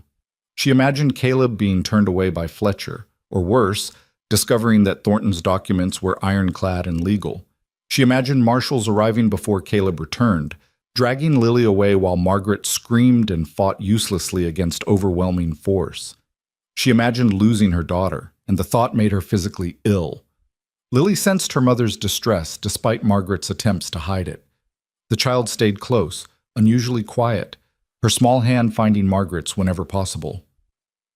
"Mama, are bad men coming?" she asked finally, her voice trembling. Margaret knelt down, taking her daughter's face in her hands. "Some people might try to cause trouble, sweetheart, but Mr. Caleb is working to stop them. And no matter what happens, I want you to remember something important.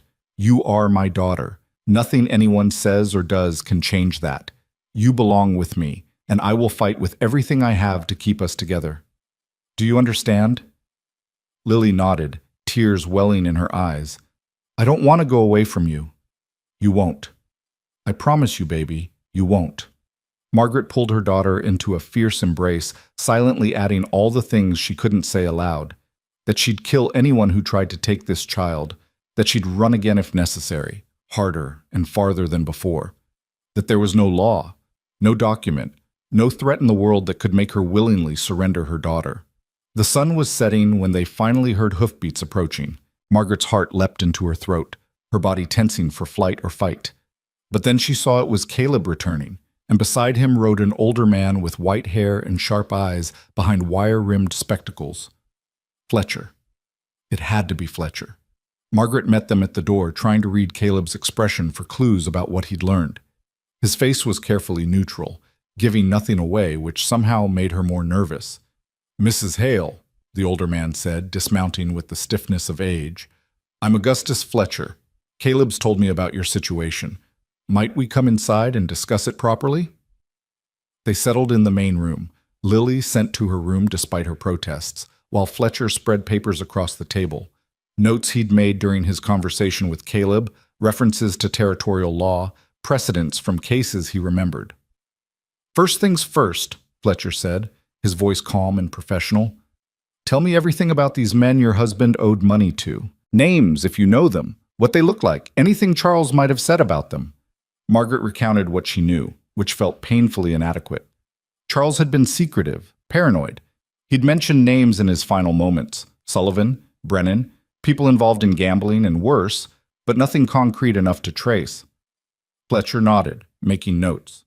"And this Thornton, describe him precisely. His appearance, his manner of speaking, any details you remember." Margaret did her best, painting a picture of the well-dressed attorney with cold eyes and cultured voice. Fletcher's expression grew increasingly interested as she spoke. "Tell me," he said when she finished. "Did Thornton show you these supposed documents? Let you examine them?" "No, he just claimed to have them, said they were signed and witnessed." "Interesting." Fletcher tapped his pen against his notes. "Because if the documents were legitimate, he would have served you with them immediately. The fact that he merely threatened their existence suggests they might not be as ironclad as he wants you to believe." Hope flickered in Margaret's chest. "You think they're forgeries?" "I think it's possible. Men like Thornton operate in gray areas, using intimidation and the appearance of legal authority to get what they want, but appearance isn't the same as reality." Fletcher leaned back, studying Margaret with sharp eyes that missed nothing. "However, we need to consider another possibility. What if the documents are real? What if Charles did, in his desperation, sign away some claim to his daughter?" The words hit Margaret like a physical blow. "He wouldn't. He loved Lily." "Desperate men do desperate things," Fletcher said gently. "I'm not saying he did it willingly or with full understanding of what he was signing. Loan sharks are experts at burying important clauses in complex documents, but we need to prepare for all possibilities." "So what do we do?"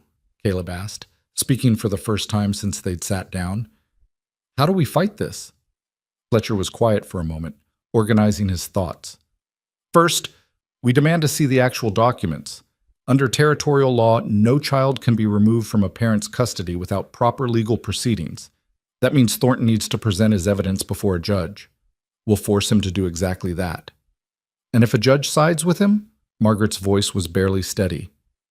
"Then we appeal. We fight. We bring character witnesses who can testify to your fitness as a mother and the child's well-being in your care. We challenge every aspect of those documents, the signatures, the witnesses, the circumstances under which they were allegedly signed. We make it expensive and difficult and public enough that Thornton's clients might decide it's not worth the trouble. Fletcher's gaze moved between Margaret and Caleb, something calculating in his expression. There is one other option, though it's unconventional. If Lily were legally adopted by someone with standing in the community, someone whose custody couldn't be questioned, those documents, real or forged, would become irrelevant. Charles Hale could only sign away his own parental rights, not those of a legal guardian appointed after his death. Understanding dawned slowly, and Margaret felt her face flush. You mean? I mean that if Caleb Stone were to legally adopt Lily as his daughter, or if you and Caleb were to marry, establishing him as the child's legal stepfather, Thornton's claims would have no basis. The child would be under the protection of a respected rancher and territorial citizen. Try as he might, Thornton couldn't overcome that. The room fell into shocked silence. Margaret couldn't look at Caleb, couldn't breathe, couldn't process what Fletcher was suggesting. Marriage, adoption, legal ties that went far beyond hiring her as a cook. That's asking too much, she finally managed to say. Mr. Stone has already done more than enough. We can't expect him to legally bind himself to our problems. You're not asking, Fletcher pointed out. I'm suggesting, as a legal strategy. It's still too much. Is it? Fletcher's voice was gentle but challenging. What's too much when a child's future is at stake? What wouldn't you do to keep your daughter safe? Anything, Margaret whispered. I'd do anything, but I can't ask someone else to sacrifice their freedom for our sake. Then it's fortunate you're not asking. Caleb's voice cut through the tension, firm and decided. Fletcher's right. If adoption or marriage would protect Lily, then that's what we'll do. Margaret's head snapped up, meeting his eyes across the table. Caleb, you can't possibly... I can, and I am. His expression was set, immovable. This ranch needs a woman's touch. Lily needs a father. You need protection. Seems like a solution that works for everyone. But you don't love me. The words came out before Margaret could stop them, raw and honest and slightly desperate. Something shifted in Caleb's eyes, some emotion too complex to name. Love is a luxury, Margaret. Sarah and I had love, and it was beautiful, and then it was gone. What we have here is something different. Mutual respect, shared purpose, a need to protect a child from people who'd use her as property. That's worth more than romance, in my opinion. That's something real. Fletcher cleared his throat, drawing their attention back to practical matters. Before we pursue either option, let me do some investigating. I have contacts in Boston, other lawyers who might know Thornton's reputation. If he's known for this type of scheme, that information could be valuable. Give me a few days. In the meantime, don't let Lily out of your sight and document everything. Her health, her happiness, her education. If this goes before a judge, we want to prove beyond doubt that she's thriving in your care. After Fletcher left, promising to send word as soon as he learned anything useful, Margaret and Caleb remained at the table, the weight of the conversation settling over them like snow. You're serious, Margaret said finally, about the marriage option. I'm serious about protecting that child. If marriage does that, then yes, I'm serious. Caleb stood, moving to the window that overlooked his land. I told you before. You and Lily brought life back to this house. You gave me something to care about beyond just surviving day to day. Maybe that's not love in the romantic sense, but it's something. It's enough. Margaret joined him at the window, studying his profile in the fading light. This man who'd opened his home to strangers, who'd promised to fight battles that weren't his own, who was now offering to legally bind himself to a woman and child he'd known for barely 2 months, all because it was the right thing to do. What about Sarah? She asked quietly. Would she want this? You binding yourself to someone else? To a ready-made family? To complications that have nothing to do with the life you built with her? Caleb was silent for a long moment. Sarah would want me to live, he said finally. She'd want this house filled with laughter instead of ghosts. She'd want me to find purpose again. And she'd definitely want an innocent child protected from men who'd treat her like property. He turned to face Margaret fully. This isn't about replacing Sarah or forgetting what we had. This is about honoring her memory by being the kind of man she believed I was, the kind who stands up for what's right, no matter the personal cost. Tears stung Margaret's eyes. I don't deserve your kindness. Kindness has nothing to do with it. This is justice. This is refusing to let evil men win because they have money and we don't. His hand found hers, squeezing gently. We're in this together now, Margaret. Whatever comes, we face it as a united front. Whether that means marriage or adoption or just standing side by side in court, we don't let them break us. Agreed? Margaret nodded, unable to speak past the emotion clogging her throat. For 2 years, she'd believed she had to fight alone, had to protect Lily through her own strength and cunning. But here was Caleb Stone, offering to share the burden, to stand as a shield between her daughter and the darkness pursuing them. Agreed, she finally managed. Together. They stood there as night fell completely, hands clasped, both staring out at the ranch that had somehow become a battleground. Neither of them knew what the next days would bring. Neither could predict whether Fletcher would find ammunition for their fight or whether Thornton would return with overwhelming force. But they knew one thing with certainty. They wouldn't surrender. They wouldn't let fear dictate their choices. They would fight for Lily with everything they had, consequences be damned. In her room, Lily pressed her ear against the door, listening to the murmur of adult voices discussing her future. She didn't understand all the words, couldn't grasp all the complexities, but she understood the important part. Mr. Caleb was trying to keep her safe. Mama was fighting to keep them together. And somehow, in the midst of all this fear and uncertainty, the three of them were becoming something like a family. It wasn't what Lily had imagined family would be. There was no real father, no traditional happiness, no simple happily ever after. But there was fierce devotion. There was determination to protect each other. There was a willingness to sacrifice personal comfort for collective safety. Maybe that was what family really meant. Not blood or law or conventional arrangements, but choosing to stand together when the world tried to tear you apart. Lily climbed into bed and closed her eyes, holding tight to that thought like a talisman against the darkness. Whatever came next, they would face it together. Mr. Caleb had promised, and Mama had agreed, and Lily trusted them both with the absolute faith that only children possess. They would be okay. They had to be okay. Because the alternative was too terrible to imagine, and Lily had learned that sometimes the only way to survive fear was to refuse to let it win. Tomorrow would bring new challenges. But tonight, in this house that had become their sanctuary, 3 people bound together by circumstance and choice would rest and gather strength for the battle ahead. The fight for Lily's future was just beginning, and surrender had never been an option any of them would consider. 3 days passed in tense anticipation, each hour stretching like pulled taffy while they waited for word from Fletcher. Margaret threw herself into work with almost manic energy, scrubbing floors that didn't need scrubbing, reorganizing pantries that were already organized, baking enough bread to feed an army. Anything to keep her hands busy and her mind from spinning through worst-case scenarios. Caleb stayed closer to the house than usual, finding tasks that kept him within shouting distance. He repaired the porch railing that had been loose for months, replaced shingles on the barn roof, mended tack in the yard where he could see both doors. Tom and Miguel took turns keeping watch on the main road, ready to sound an alarm if Thornton or anyone else approached. Lily felt the tension like a physical presence, growing quieter each day, staying close to Margaret with an anxiety that broke her mother's heart.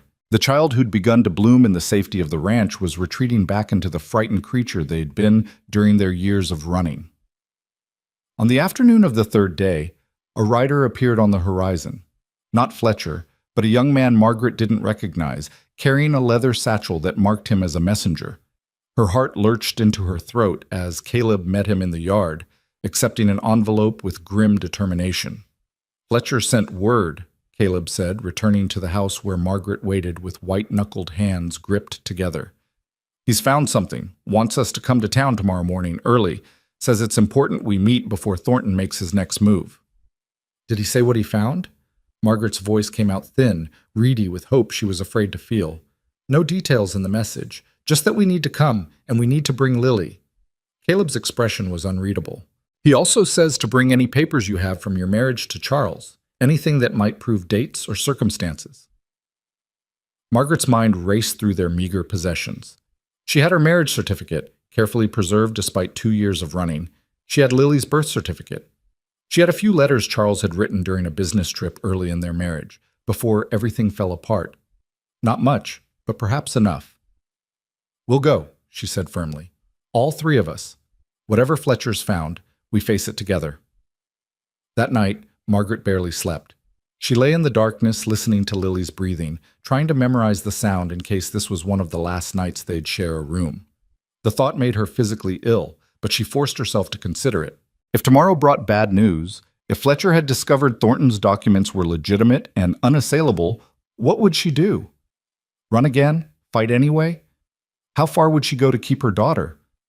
The answer came swift and certain, as far as necessary. To the ends of the earth, beyond the bounds of law or reason. She was a mother, and mothers didn't calculate costs when their children's lives hung in the balance. Morning came gray and cold, autumn asserting itself with frost that painted the windows and breath that misted in the air. Margaret dressed carefully, choosing her best dress. The one she'd been married in, actually, altered and mended but still respectable. She wanted to look like a proper mother, a woman of substance, someone who deserved to keep her child. Lily wore her Sunday dress, the blue one with lace at the collar that Margaret had sewn herself. The child's face was pale, her eyes too large, but she held herself with a dignity that made Margaret's heart swell with fierce pride.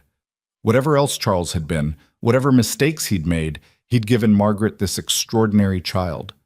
That counted for something. Caleb appeared dressed in clothes Margaret had rarely seen him wear. A proper suit, dark and well-tailored, his hair neatly combed and face freshly shaved. He looked like a different man, transformed from weathered rancher to respectable gentleman. The effect was striking, and Margaret felt an unexpected flutter in her chest that had nothing to do with fear and everything to do with the realization that Caleb Stone was an uncommonly handsome man when he made the effort. "Ready?" he asked, and Margaret nodded, taking Lily's hand and following him to the wagon he'd prepared. The ride to Stone Creek took just under an hour, the three of them silent with anticipation. Lily sat between Margaret and Caleb on the wagon seat, small and vulnerable, occasionally reaching out to touch first her mother's arm, then Caleb's, as if reassuring herself they were both still there. The town appeared gradually, buildings emerging from the morning mist like ships materializing from fog. Stone Creek was modest but prosperous, the kind of frontier community that had survived its wild early days and settled into something resembling civilization. The main street boasted a general store, a hotel, a saloon that had been converted to a respectable restaurant, a church, and at the far end, a small building that served as both courthouse and town hall. Fletcher's office occupied the second floor above the general store, accessible by an external staircase. The lawyer himself met them at the door, his expression grave but not without hope. That small spark of optimism in his eyes gave Margaret the courage to climb the stairs on legs that wanted to collapse beneath her. Inside, the office was cramped but organized, every surface covered with law books and papers and the accumulated tools of a man who'd spent his life navigating the complexities of justice. Fletcher gestured them to chairs arranged before his desk, then settled himself with the deliberate movements of someone about to deliver news that required careful handling. "First, let me say that I've learned quite a bit about your Mr. Thornton," Fletcher began, pulling a folder from his desk. "Richard Thornton is indeed a lawyer, licensed in Massachusetts, with a practice that specializes in what he calls debt recovery and asset reclamation. What that actually means is he finds creative ways to extract value from people who owe money to certain unsavory individuals." "So he does work for loan sharks," Margaret said. "In essence, yes, though he operates within legal boundaries, or appears to, which makes him more dangerous than simple thugs." Fletcher opened the folder, revealing pages of notes. "I contacted an old colleague in Boston who was able to investigate Thornton's recent activities. It seems your husband did indeed borrow a substantial sum from men connected to organized gambling operations. $2,000, as you suspected." Margaret's heart sank. So the debt was real. That meant everything else might be real too. "However," Fletcher continued, his tone sharpening, "there is no record of any agreement involving your daughter, no documents filed with any court, no witnesses who can be located, No evidence whatsoever that Charles Hale signed over any rights to his child as collateral for the loan. Hope surged so suddenly, Margaret felt dizzy. So Thornton's lying? About the documents, almost certainly. What he likely has is the original loan agreement, which is legitimate, and perhaps some fabricated addendum that he hopes to use to intimidate you into surrendering the child without legal challenge. Fletcher leaned forward. His pattern is well established. He threatens legal action, waves official-looking papers, relies on people being too poor or too frightened to fight back. Most of his targets simply comply, believing they have no choice. But we have a choice, Caleb said, his voice hard. You do. We demand he present his evidence before a territorial judge. We challenge every document, every signature, every claim. And we have something he doesn't expect. We have you, Mr. Stone, willing to serve as guardian and protector. That changes everything. Fletcher pulled out another set of papers, these ones fresh and clearly prepared specifically for this meeting. I took the liberty of drawing up 2 sets of documents. The first is an adoption petition, which would make Lily legally your daughter, Mr. Stone, with Mrs. Hale's consent. The second is a marriage license and a petition naming you as legal stepfather upon marriage. Either would effectively nullify any claim Thornton might fabricate, because Charles Hale's alleged agreements would become irrelevant once parental authority transfers to someone else. Margaret stared at the papers, her mind struggling to process. You want us to decide right now? Today? I want you to be prepared. Thornton will return, probably within the next few days. When he does, we need to present him with facts that make pursuing this case more trouble than it's worth. If Lily is legally under Mr. Stone's protection, Thornton's clients lose their leverage. The debt dies with Charles, as it legally should have from the beginning. Caleb reached across and took the papers, studying them with careful attention. Margaret watched his face, trying to read his thoughts, wondering if he was having second thoughts about the enormous commitment he'd offered so readily. But when he looked up, his expression was resolute. Which option is stronger legally? Marriage, Fletcher said without hesitation. Adoption can be challenged, claiming the mother was coerced or incompetent. But a legitimate marriage between 2 adults creates a family unit that's much harder to attack. You become Lily's stepfather with full parental authority. Mrs. Hale remains her mother. The child has 2 legal guardians instead of 1. Thornton would need to prove both of you unfit, which would be nearly impossible given your standing in the community, Mr. Stone. Margaret felt the walls closing in, her breath coming short. This was happening too fast, racing toward a decision that would bind her to a man she barely knew, that would transform her entire life in ways she couldn't predict. Yes, Caleb was kind. Yes, he'd shown himself to be honorable and protective. But marriage. Legal, binding marriage. Margaret, Caleb's voice cut through her spiraling thoughts. Look at me. She forced her eyes to his, finding steadiness there that anchored her panic. We don't have to do this, he said quietly. If you're not comfortable with marriage, we try the adoption route. If you'd rather fight without these legal protections, we do that. This is your choice. I'm offering options, not demands. But Fletcher said marriage is the stronger option, Margaret whispered. Stronger doesn't matter if you can't live with it. I won't force you into something that makes you feel trapped. Caleb's hand found hers, warm and solid. We've built something these past weeks, trust, respect, maybe even friendship. That's worth preserving no matter what we decide about the law. The kindness in his words made Margaret want to cry. Here was a man offering her the ultimate protection while simultaneously giving her freedom to refuse it. A man who understood that legal safety meant nothing if it came at the cost of personal agency. She looked at Lily, who sat quietly listening to adult conversations about her future. Her daughter, her reason for everything, the child she'd die to protect. What wouldn't she sacrifice for this girl? What price was too high?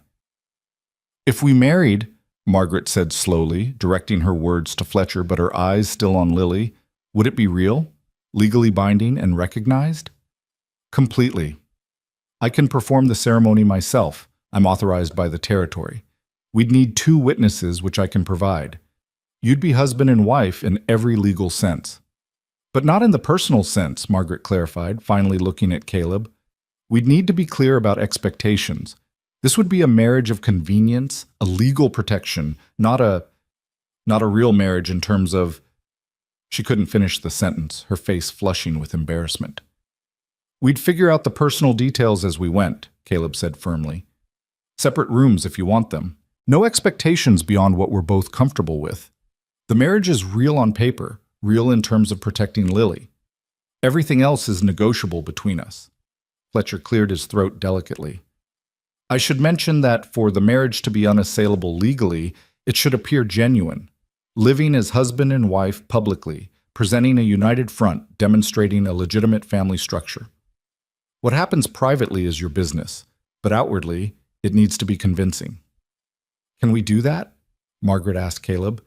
Can we pretend well enough to fool people who will be looking for reasons to tear this apart? Caleb's thumb traced across her knuckles, a gesture that was both comforting and intimate. I think we can do more than pretend. I think we can build something real, maybe not romance, but partnership, respect, shared purpose. That's more than a lot of married couples have. He was right, Margaret realized. She'd seen marriages based on love crumble under pressure. She'd lived in one herself, watching Charles's charm give way to lies and weakness. But this thing she and Caleb were building was different.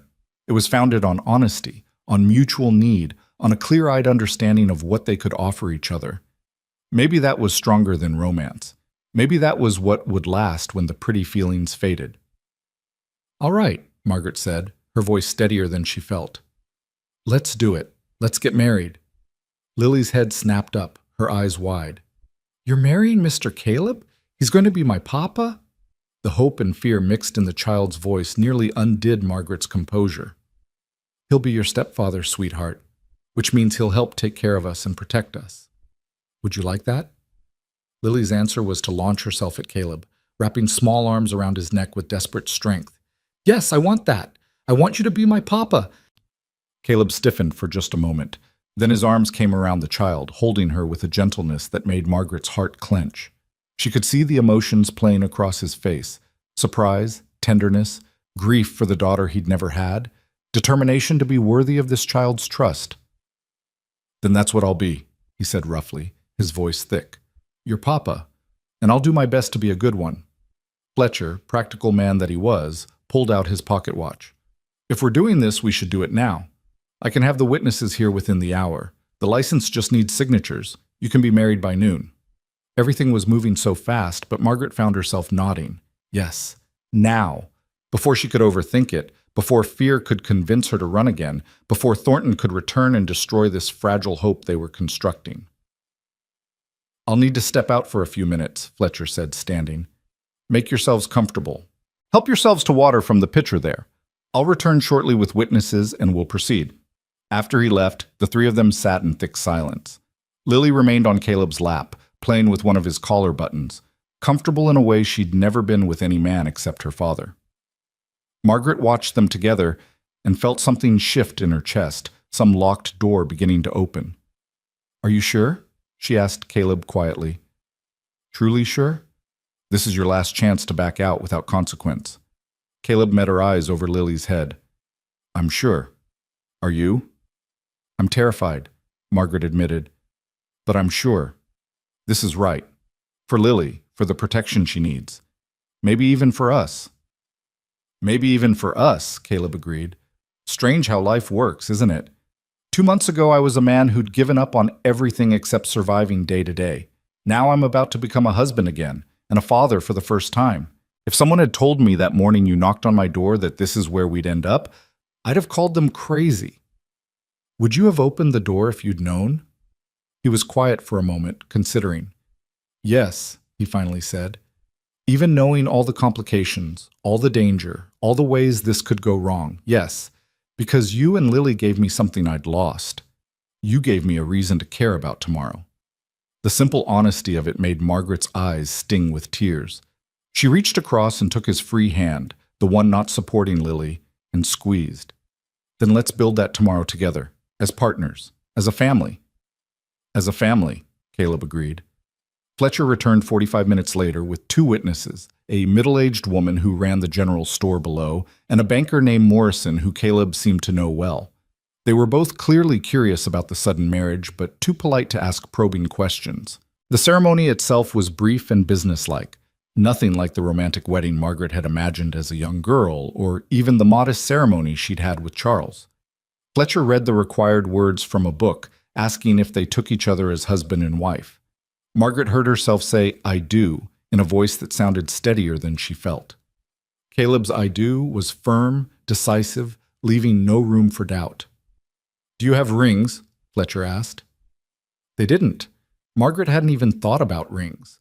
But Caleb reached into his pocket and pulled out a simple gold band. "This was Sarah's," he said quietly, holding it out to Margaret. "If you're comfortable wearing it." She would have wanted it to be used, not sitting in a drawer. Margaret took the ring with trembling fingers. It felt heavy, weighted with history and meaning. "Are you certain?" This was hers. And now it's yours. Different marriage, different circumstances, but still a promise to build something together. She'd approve. Caleb's voice was gentle but sure. Margaret slipped the ring onto her finger. It fit perfectly, as if it had been made for her. She had nothing to give Caleb in return, but he shook his head when she started to apologize. "We'll figure out the details later. For now, this is enough."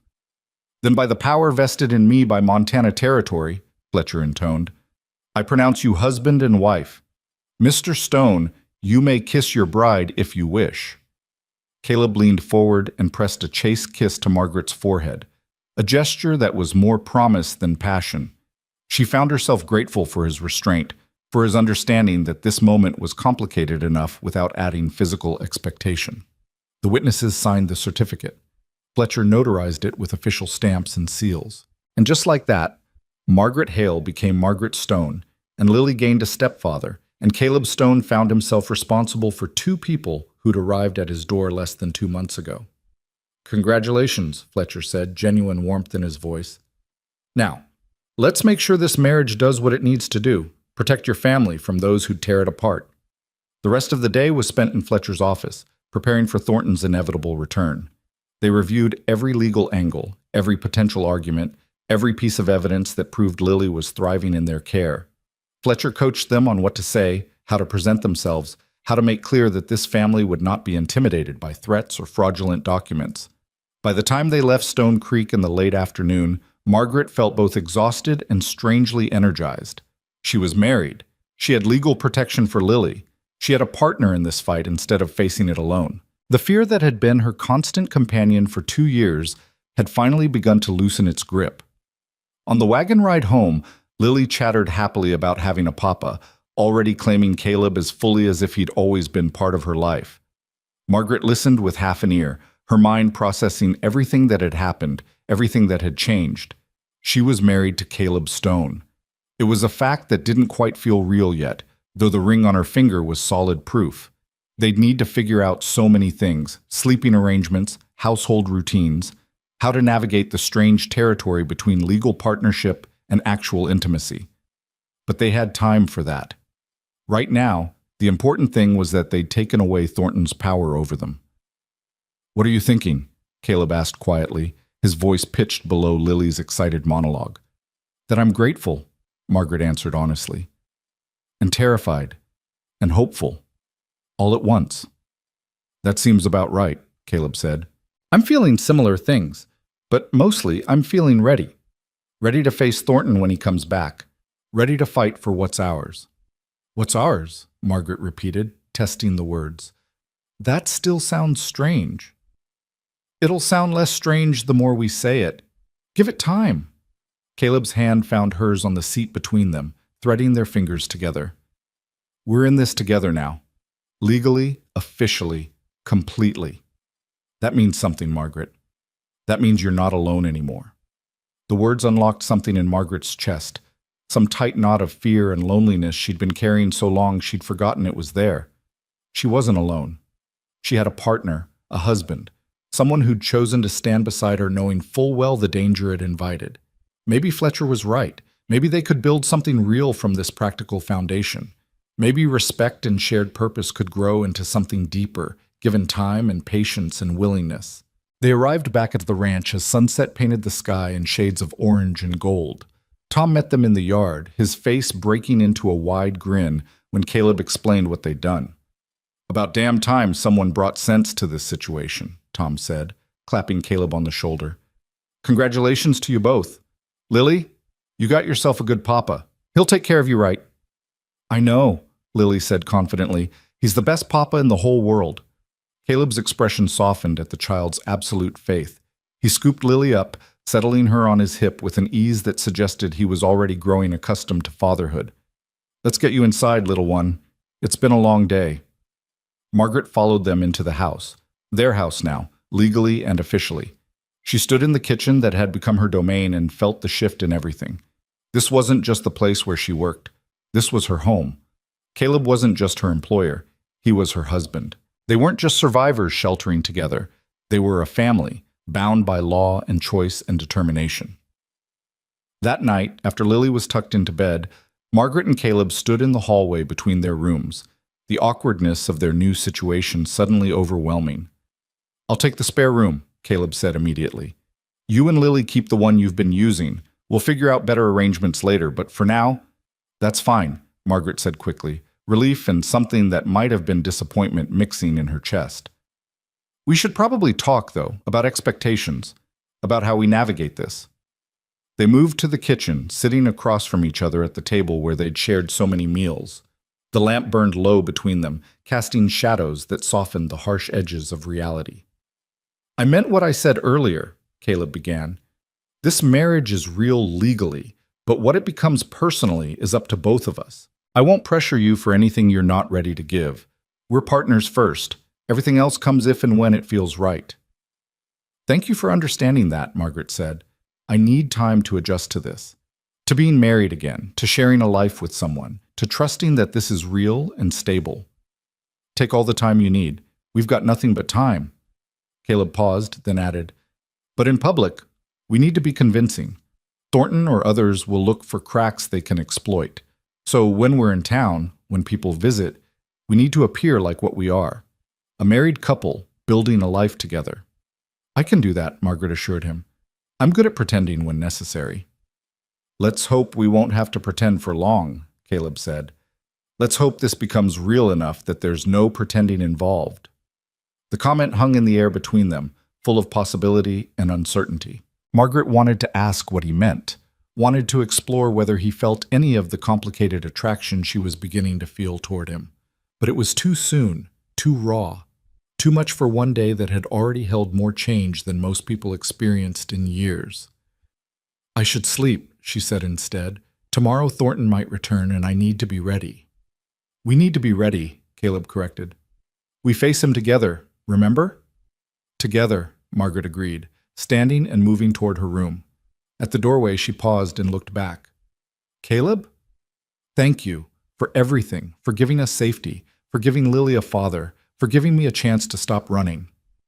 Thank you for knocking on my door, Caleb replied softly, for reminding me that life goes on even after loss, for bringing light back into this house. They held each other's gaze for a long moment, something unspoken passing between them. Then Margaret retreated to her room where Lily slept peacefully, secure in the knowledge that she finally had a family again. Margaret lay down beside her daughter and stared at the ceiling, processing the enormity of what they'd done. She was married, she had legal protection, she had a partner in the fight ahead. The ring on her finger felt both foreign and right, a physical symbol of promises made and future uncertainties. Tomorrow might bring Thornton and his threats, but tonight, in this house that had become home, with a child sleeping peacefully and a good man standing guard, Margaret allowed herself something she hadn't felt in 2 years. She allowed herself hope. Thornton returned exactly 4 days later, and this time he didn't come alone. Margaret was hanging laundry when she spotted the riders, 3 of them approaching in a tight formation that spoke of purpose and authority. Thornton rode in front, flanked by 2 men wearing deputy badges that glinted in the morning sun. Her heart seized, every instinct screaming to grab Lily and run, but she forced herself to stand firm. Running was what the old Margaret would have done. The new Margaret, Margaret Stone, wife and protected woman, would stand her ground. "Caleb!" she called, her voice carrying across the yard with remarkable steadiness. "We have visitors." He emerged from the barn within seconds, Tom and Miguel right behind him. The 3 men positioned themselves between the house and the approaching riders, a human wall of protection. Margaret saw Caleb's hand rest casually on his hip, close to where she knew he kept his pistol. The gesture was subtle, but unmistakable. Thornton dismounted with his characteristic grace, his expensive suit somehow still immaculate despite the dusty ride. The deputies stayed mounted, their faces professionally neutral, but their hands never far from their weapons. Margaret recognized the tactic, overwhelming force designed to intimidate before a word was even spoken. "Mr. Stone," Thornton said with false pleasantness. "Mrs. Hale, I've returned as promised, this time with proper legal authority." He gestured to the deputies. "These gentlemen are here to witness the transfer of custody of the minor child Lily Hale to her rightful guardians as specified in the agreements made by her late father."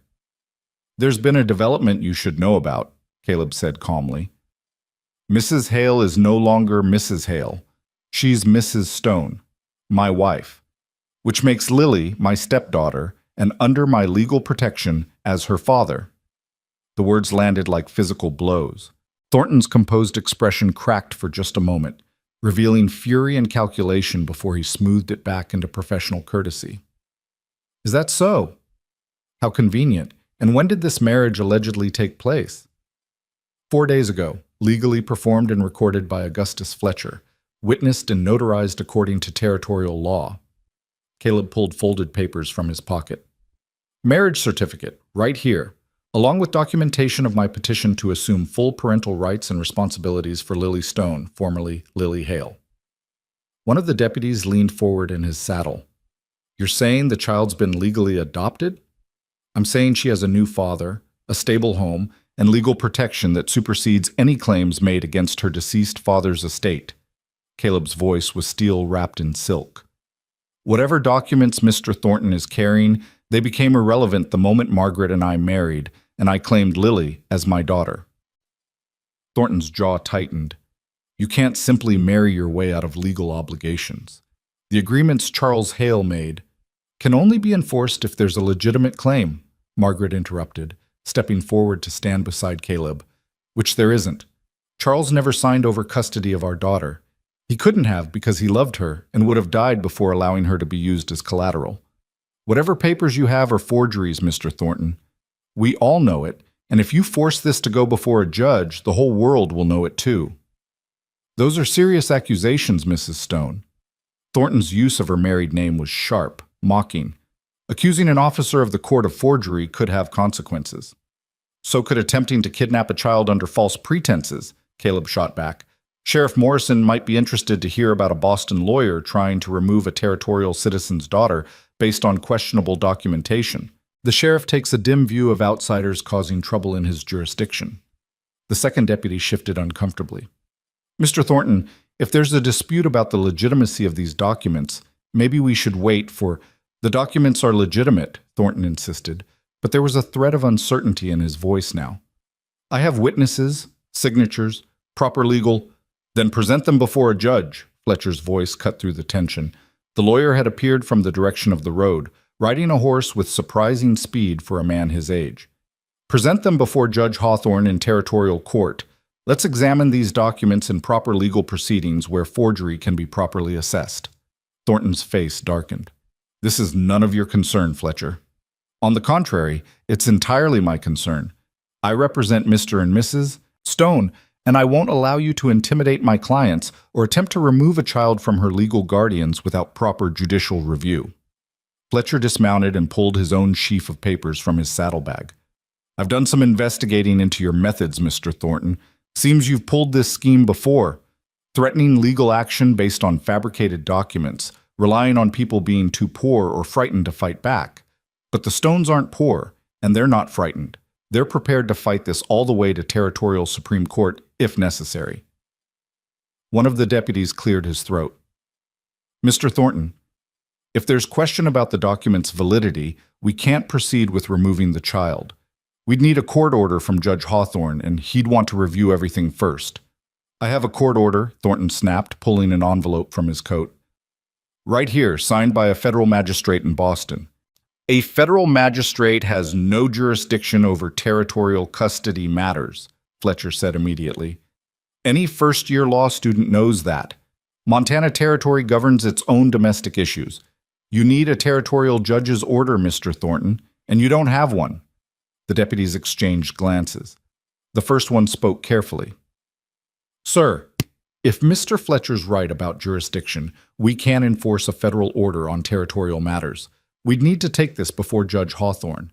Thornton's mask of civility was crumbling fast, revealing the calculating predator beneath. "You're all making a serious mistake. My clients don't appreciate being denied what they're legally owed. There will be consequences for this obstruction." "The only consequence will be the truth coming out," Margaret said, her voice ringing with newfound strength. "The truth that you prey on desperate people, that you fabricate documents, that you use the appearance of legal authority to terrorize families. I'm done being afraid of you. I'm done running. You want Lily? You'll have to go through me, my husband, our lawyer, and every person in this territory who believes parents have the right to protect their children from criminals hiding behind law licenses." The words hung in the air like a battle cry. Margaret saw Thornton's eyes narrow, saw him calculate whether pushing this fight was worth the risk of exposure. She held her breath, waiting for his response, prepared for violence if it came. But it was Lily who broke the stalemate. The child emerged from where she'd been hiding behind Tom, her small face set with determination that echoed her mother's. She walked straight to Caleb and took his hand, looking up at Thornton with eyes that held no fear, only defiance. "This is my papa," she said clearly. "My real papa died, but now I have a new papa who loves me and keeps me safe. You can't take me away from my mama and papa. We're a family." The simple declaration, spoken with a child's absolute certainty, seemed to crystallize everything. Here was a girl who'd found safety and love. Here was a family that had chosen each other. Here was truth standing against corruption. Even the deputies seemed moved. The first one cleared his throat again. "Mr. Thornton, I think we need to head back to town and consult with Sheriff Morrison about proper procedures. The situation's more complicated than you indicated when you hired us." "I didn't hire you. I requisitioned your assistance under legal authority." "Which may not apply here," the deputy interrupted firmly. "We're not taking a child from her home without proper territorial authorization. That's final." Thornton's face had gone red with suppressed rage. "This isn't over. I'll be back with proper documentation, with a territorial judge's order, with whatever's necessary. You people think you've won, but you've only delayed the inevitable." "By all means, go to Judge Hawthorne," Fletcher said cheerfully. "Request a full hearing. Present your evidence. We'll present ours, including testimony about your pattern of fraud and intimidation. Let's see whose documentation holds up under judicial scrutiny." The threat was clear. If Thornton pushed this to court, his entire operation would be exposed. He could pursue this one case and risk destroying his ability to prey on future victims, or he could cut his losses and retreat. It was a calculated gamble, banking on Thornton's self-interest outweighing his commitment to his clients. For a long moment, Thornton stood frozen, clearly weighing his options. Then his expression shifted, became cold and closed. "My clients will be informed of this obstruction. Whatever consequences follow are on your heads." He swung back into his saddle with violent grace. "This territory is more backward and lawless than I was led to believe. No wonder you all hide out here in the wilderness. Civilized society would never tolerate such disregard for legal obligations." Or maybe civilized society is what you find when people care more about protecting children than collecting debts, Caleb said quietly. "You're welcome to test that theory in our courts, Thornton, but something tells me you won't be back." Thornton yanked his horse's reins and rode off without another word, the deputies following with obvious relief at escaping the situation. The 5 adults watched until the riders disappeared into the distance, nobody speaking until the hoofbeats faded completely. Then Margaret's legs gave out. She sank to her knees in the dusty yard, gasping for breath she couldn't seem to catch. The fear she'd held at bay through sheer will came flooding back, making her shake so violently she couldn't control it. Caleb was beside her instantly, his arms around her, his voice low and steady in her ear. "It's over. He's gone. You're safe." "He could come back," Margaret gasped. "He could bring a real judge, real documents." "He won't," Fletcher said with certainty. "I've seen men like Thornton before. They're predators who rely on fear and confusion. Once their prey shows teeth, once the fight becomes expensive and public, they move on to easier targets. He knows now that pursuing this case means exposing his methods. He can't risk that. But his clients, the men Charles owed money to, will cut their losses. $2,000 is substantial, but it's not worth the scrutiny this would bring. They operate in shadows. This fight would shine light into places they can't afford to have examined. Fletcher crouched down beside Margaret. You won, Mrs. Stone. You stood your ground, and you won. Margaret looked up at Lily, who was watching her mother with worried eyes. The child had been so brave, speaking up when it mattered most, claiming her family with a conviction that had turned the tide. Whatever else happened, Lily would remember this day. Remember that her mother had fought for her, that Caleb had stood as her father, that family meant people who protected each other against impossible odds. Come here, sweetheart, Margaret said, opening her arms. Lily rushed into them, and Margaret held her daughter tight, breathing in the scent of her hair, feeling the solid warmth of her small body. Real. Safe. Still hers. Tom cleared his throat gruffly. Well, that was more excitement than I've had in years. Miguel, let's get back to work before the horses think we've forgotten them entirely. Boss, you take care of your family. We'll handle the ranch for a while. After the two men left, Fletcher prepared to return to town. I'll file paperwork formally documenting the adoption and marriage. Make sure everything's properly recorded. If Thornton does somehow convince a territorial judge to hear his case, which I doubt, we'll be ready. But I truly believe you've seen the last of him. Thank you, Caleb said, shaking the older man's hand. For everything, for believing us, for fighting with us. That's what law should do, Fletcher replied. Protect the innocent, defend the powerless, stand between families and those who destroy them. Today it worked the way it's supposed to. That's worth more than any fee. He tipped his hat to Margaret. You've got a good man here, Mrs. Stone. And Mr. Stone, you've got a family worth fighting for. Take care of each other. After Fletcher rode away, the three of them stood in the yard, Caleb, Margaret, and Lily, connected by shared trauma and shared victory. The danger had passed, at least for now. The threat that had hung over them like a storm cloud had dissipated, leaving behind shaky relief and the beginning of genuine hope. I think, Caleb said slowly, we could all use something normal right now. Margaret, what do you say to making that bread Lily claims tastes like sunshine? I think we've earned something sweet. Margaret laughed, the sound surprising her with its genuine joy. I think that's the best idea I've heard in weeks. They went inside together, and Margaret set to work in the kitchen that had become her sanctuary. She mixed flour and water and yeast, her hands performing familiar motions that soothed her rattled nerves. Lily pulled a chair up to the counter to watch, asking her usual stream of questions. Caleb sat at the table with coffee, his presence solid and reassuring. This, Margaret thought as she kneaded dough, was what safety felt like. Not the absence of danger, but the presence of people who'd stand beside you when danger came. Not isolation and constant vigilance, but community and shared strength. As the bread baked, filling the house with warmth and the yeasty scent of rising dough, Margaret found herself really looking at her life for the first time in years. She had a home, a real home, not just a temporary shelter. She had a partner, a man who'd proven his worth in the most fundamental way by choosing to protect when protection came at personal cost. She had her daughter, safe and happy, and beginning to believe the world could be kind. It wasn't what she'd imagined when she'd knocked on Caleb Stone's door 8 weeks ago. It wasn't the life she'd planned when she married Charles or when she became a mother, but it was real, and it was hers, and it was worth every terrifying moment that had led to this kitchen, this day, this new beginning. Over the following weeks, life on Stone Creek Ranch settled into rhythms that felt less like performance and more like genuine existence. Margaret and Caleb navigated their unusual marriage with careful respect, maintaining separate bedrooms but sharing meals and decisions and the countless small intimacies of daily life. They learned each other's habits and preferences, discovered shared humor in unexpected places, built the foundation of partnership that Fletcher had suggested might grow into something more. Lily flourished.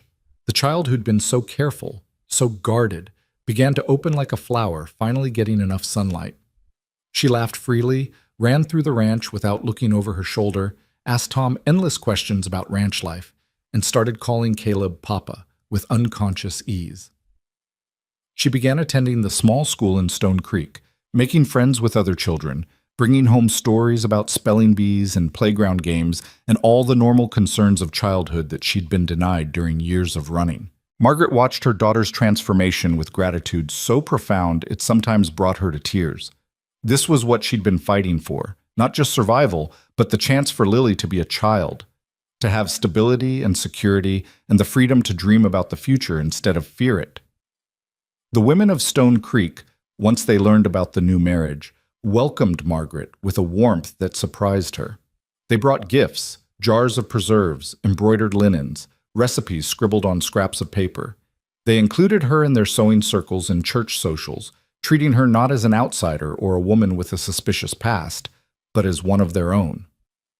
Caleb's reputation protected her, yes, but it was Margaret herself who earned their respect through kindness and competence and genuine interest in their lives. News came through Tom one afternoon about 6 weeks after Thornton's departure. The ranch hand had been in town and heard gossip from the telegraph operator. That lawyer fellow, Thornton, he was arrested in Denver. Seems he tried his document scheme on the wrong family, someone with connections to the territorial governor.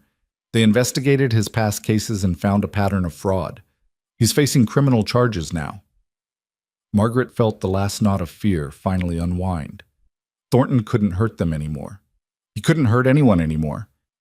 The monster that had chased them across half the country was caged. That night, after Lily was asleep, Margaret found Caleb on the porch, watching stars emerge in the darkening sky. She settled into the chair beside him, comfortable in the silence they'd learned to share. "Fletcher was right," she said finally. "We won." "We did," Caleb agreed.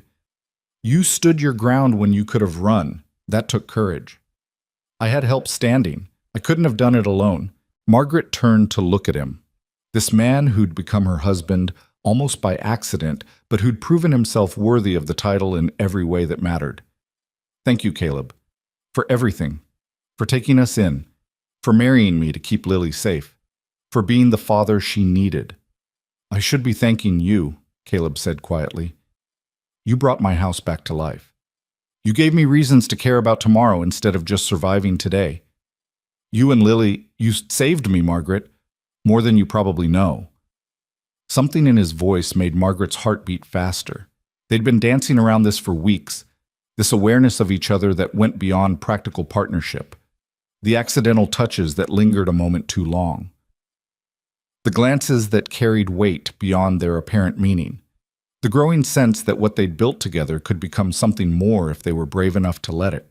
"Caleb," Margaret said carefully, "when we married, you said we'd figure out the personal details as we went, that we'd take time to see what this could become beyond legal convenience." "I remember. I think—" She paused, gathering courage. "I think I'm ready to figure some of those details out, if you are." Caleb was quiet for a long moment. When he spoke, his voice was rough with emotion he wasn't quite managing to hide. "I loved Sarah. I'll always love her. That doesn't go away." "I know. I'm not asking you to forget her or replace what you had. But," Caleb continued, reaching over to take Margaret's hand, "I've learned these past months that the heart has more capacity than I thought, that you can love someone who's gone and still open yourself to loving someone who's here. You've become important to me, Margaret, not just as my wife on paper or as Lily's mother, but as you. I'd like to explore what that means, if you're willing." Margaret felt tears prick her eyes. "I'm willing. I'm ready. It won't be perfect. We're both carrying too much history for perfect. But maybe we can build something real anyway. Something that honors where we've been while reaching toward where we want to go." "Something real," Caleb repeated, standing and pulling her up to face him. "I like the sound of that." He kissed her then, not the perfunctory kiss of their wedding ceremony, but something genuine and full of possibility. Margaret kissed him back, tasting hope and promise and the beginning of something that might actually be love, given time and patience and willingness to try. When they finally pulled apart, both breathing harder than warranted by the simple kiss, Caleb rested his forehead against hers. "We should probably take this slow. Figure things out properly." "Probably," Margaret agreed, though neither of them moved apart. "Give Lily time to adjust to us being more than just convenient partners." "That's wise." Maybe move your things into my room, our room, gradually so it doesn't feel rushed. Very sensible. They stood there under the emerging stars, holding each other and grinning like fools, both recognizing the absurdity of trying to be sensible about feelings that were already well beyond sensible. Or, Caleb said, we could acknowledge that we're both adults who've earned the right to make our own choices about our own lives. And we could just decide to build this marriage into something real because we want to, not because anyone's forcing us. I like that option better, Margaret admitted. So they did. They took the marriage that had begun as a legal convenience and transformed it into a genuine partnership. Margaret moved into Caleb's room and they learned to share space and intimacy and the 1,000 small negotiations of actual matrimony. They fumbled and laughed and occasionally frustrated each other, but they kept trying, kept building, kept choosing each other every day. Lily adjusted with the resilient adaptability of children. She was delighted to have parents who clearly cared for each other, who laughed together over breakfast and held hands while walking to town, and sometimes danced in the kitchen when they thought no one was watching. She stopped having nightmares about men coming to take her away. She started planning what she wanted to be when she grew up. She became, simply and wonderfully, a child allowed to be a child. The seasons turned. Autumn gave way to the brutal Montana winter Caleb had warned them about, and then winter softened into spring. The ranch thrived under their combined efforts, Caleb's expertise, Margaret's management, even Lily's small contributions of gathering eggs and feeding chickens and bringing joy to mundane tasks. News came occasionally from the wider world. Charles's creditors had indeed abandoned their pursuit once Thornton's arrest made clear that continuing would bring unwanted attention. The debt died with Charles, as it legally should have from the beginning. Margaret was free, truly free, for the first time in 3 years. On a warm afternoon in late May, nearly a year after Margaret had first knocked on Caleb's door, the three of them sat on the porch watching storm clouds build over the mountains. Lily was teaching herself to braid rope under Tom's patient instruction, her small fingers struggling with the complex pattern, but her determination absolute. "She looks like you when she gets that determined expression," Caleb observed, nudging Margaret with his shoulder. "She's stubborn like her father," Margaret countered. "Both of them, actually, the one who gave her life and the one who chose to raise her." They'd learned to speak of Charles without bitterness, acknowledging his role in Lily's existence while not excusing the choices that had endangered his family. It was a delicate balance, but one they'd managed to find. "Have I told you today that I love you?" Caleb asked suddenly. Margaret turned to him, still startled by casual declarations of affection after so many years without them. "I don't think you have." "Well, I do love you, both of you, this life we've built together." He gestured at the ranch, the mountains, the sky, preparing to storm. "All of it." "I love you too," Margaret said softly. "I didn't think I'd ever say those words again and mean them, but I do. I love our complicated, imperfect, absolutely real life." Lily looked up from her rope braiding, her face split by a grin. "Are you two being mushy again? Tom says you're always being mushy." "Tom should mind his own business," Caleb called toward the barn, where the old ranch hand was undoubtedly listening. "Can't mind my business when you do your mushiness right out in public," Tom shouted back, his laughter carrying across the yard. Margaret laughed, the sound free and genuine. This was her life now, this ranch, this family, this community of people who'd claimed her, and whom she'd claimed in return. Not the life she'd planned or expected, but infinitely better than anything she could have imagined that desperate day when she'd arrived at Caleb Stone's door with nothing but an iron pot and hope. The storm broke with dramatic suddenness, rain sweeping across the ranch in sheets. They scrambled inside, laughing and dripping, Lily shrieking with delight at the adventure of it all. Margaret busied herself stoking the fire and preparing hot drinks while Caleb and Lily toweled off, their voices mixing with the drum of rain on the roof. Later, after dinner, after Lily was tucked into bed with stories and kisses, after the storm had passed and left the world smelling of wet earth and possibility, Margaret and Caleb stood at their bedroom window, watching moonlight break through departing clouds. "Do you ever regret it?" Margaret asked, "opening your door that night, saying yes to all this complication?" Caleb pulled her close, his arms secure around her waist. "Not for a single moment. Best decision I ever made, letting you and Lily into my life." You taught me something important. What's that? That family isn't just about blood or law or even love, though those things matter. Family is about choosing to stand together when the world tries to tear you apart. It's about protection and partnership and building something worth defending. He kissed her temple. You knocked on my door offering to cook. What you really offered was a reason to start living again. I'll be grateful for that until the day I die. Margaret turned in his arms, reaching up to cup his face. We saved each other, I think. You gave us safety when we needed it most. We gave you purpose when you'd forgotten why life mattered. We all got exactly what we needed, even if we didn't know it at the time. Fate, maybe, Caleb suggested, or luck, or just the universe deciding we'd suffered enough and deserved something good. Whatever it was, I'm grateful. Margaret kissed him softly. I'm home, Caleb. After 3 years of running, of being afraid, of never knowing if tomorrow would bring disaster. I'm finally home.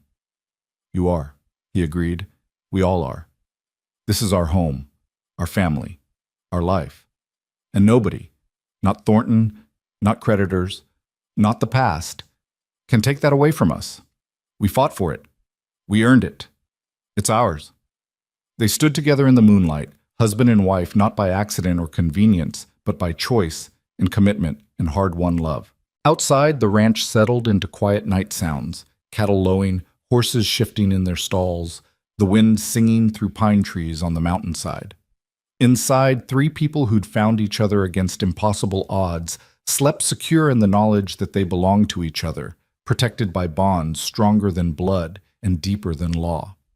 The woman who'd knocked on a widowed cowboy's door offering her skills as a cook had become the heart of his home. The child who'd hidden behind her mother's skirts had become a daughter with 2 fathers, one who'd given her life, one who'd chosen to give her everything else. The man who'd been slowly dying of grief had rediscovered reasons to live, found in the laughter of a child and the love of a woman brave enough to believe in second chances. Stone Creek Ranch had become more than a place. It had become a testament to the power of choosing family, of standing together against darkness, of believing that broken people could build something whole if they were willing to try. The knock that had started everything had led to this, to peace, to belonging, to love that was real precisely because it had been tested and had survived. Margaret Hale had arrived seeking employment. Margaret Stone had found home. And in finding home, all 3 of them had finally, completely, been saved. The end came not with dramatic flourish, but with the quiet certainty of sunrise after a long night. They had weathered the storm. They had protected what mattered. They had built a family that would last not because it was perfect, but because it was real and chosen and defended with everything they had. That was enough, more than enough. It was everything.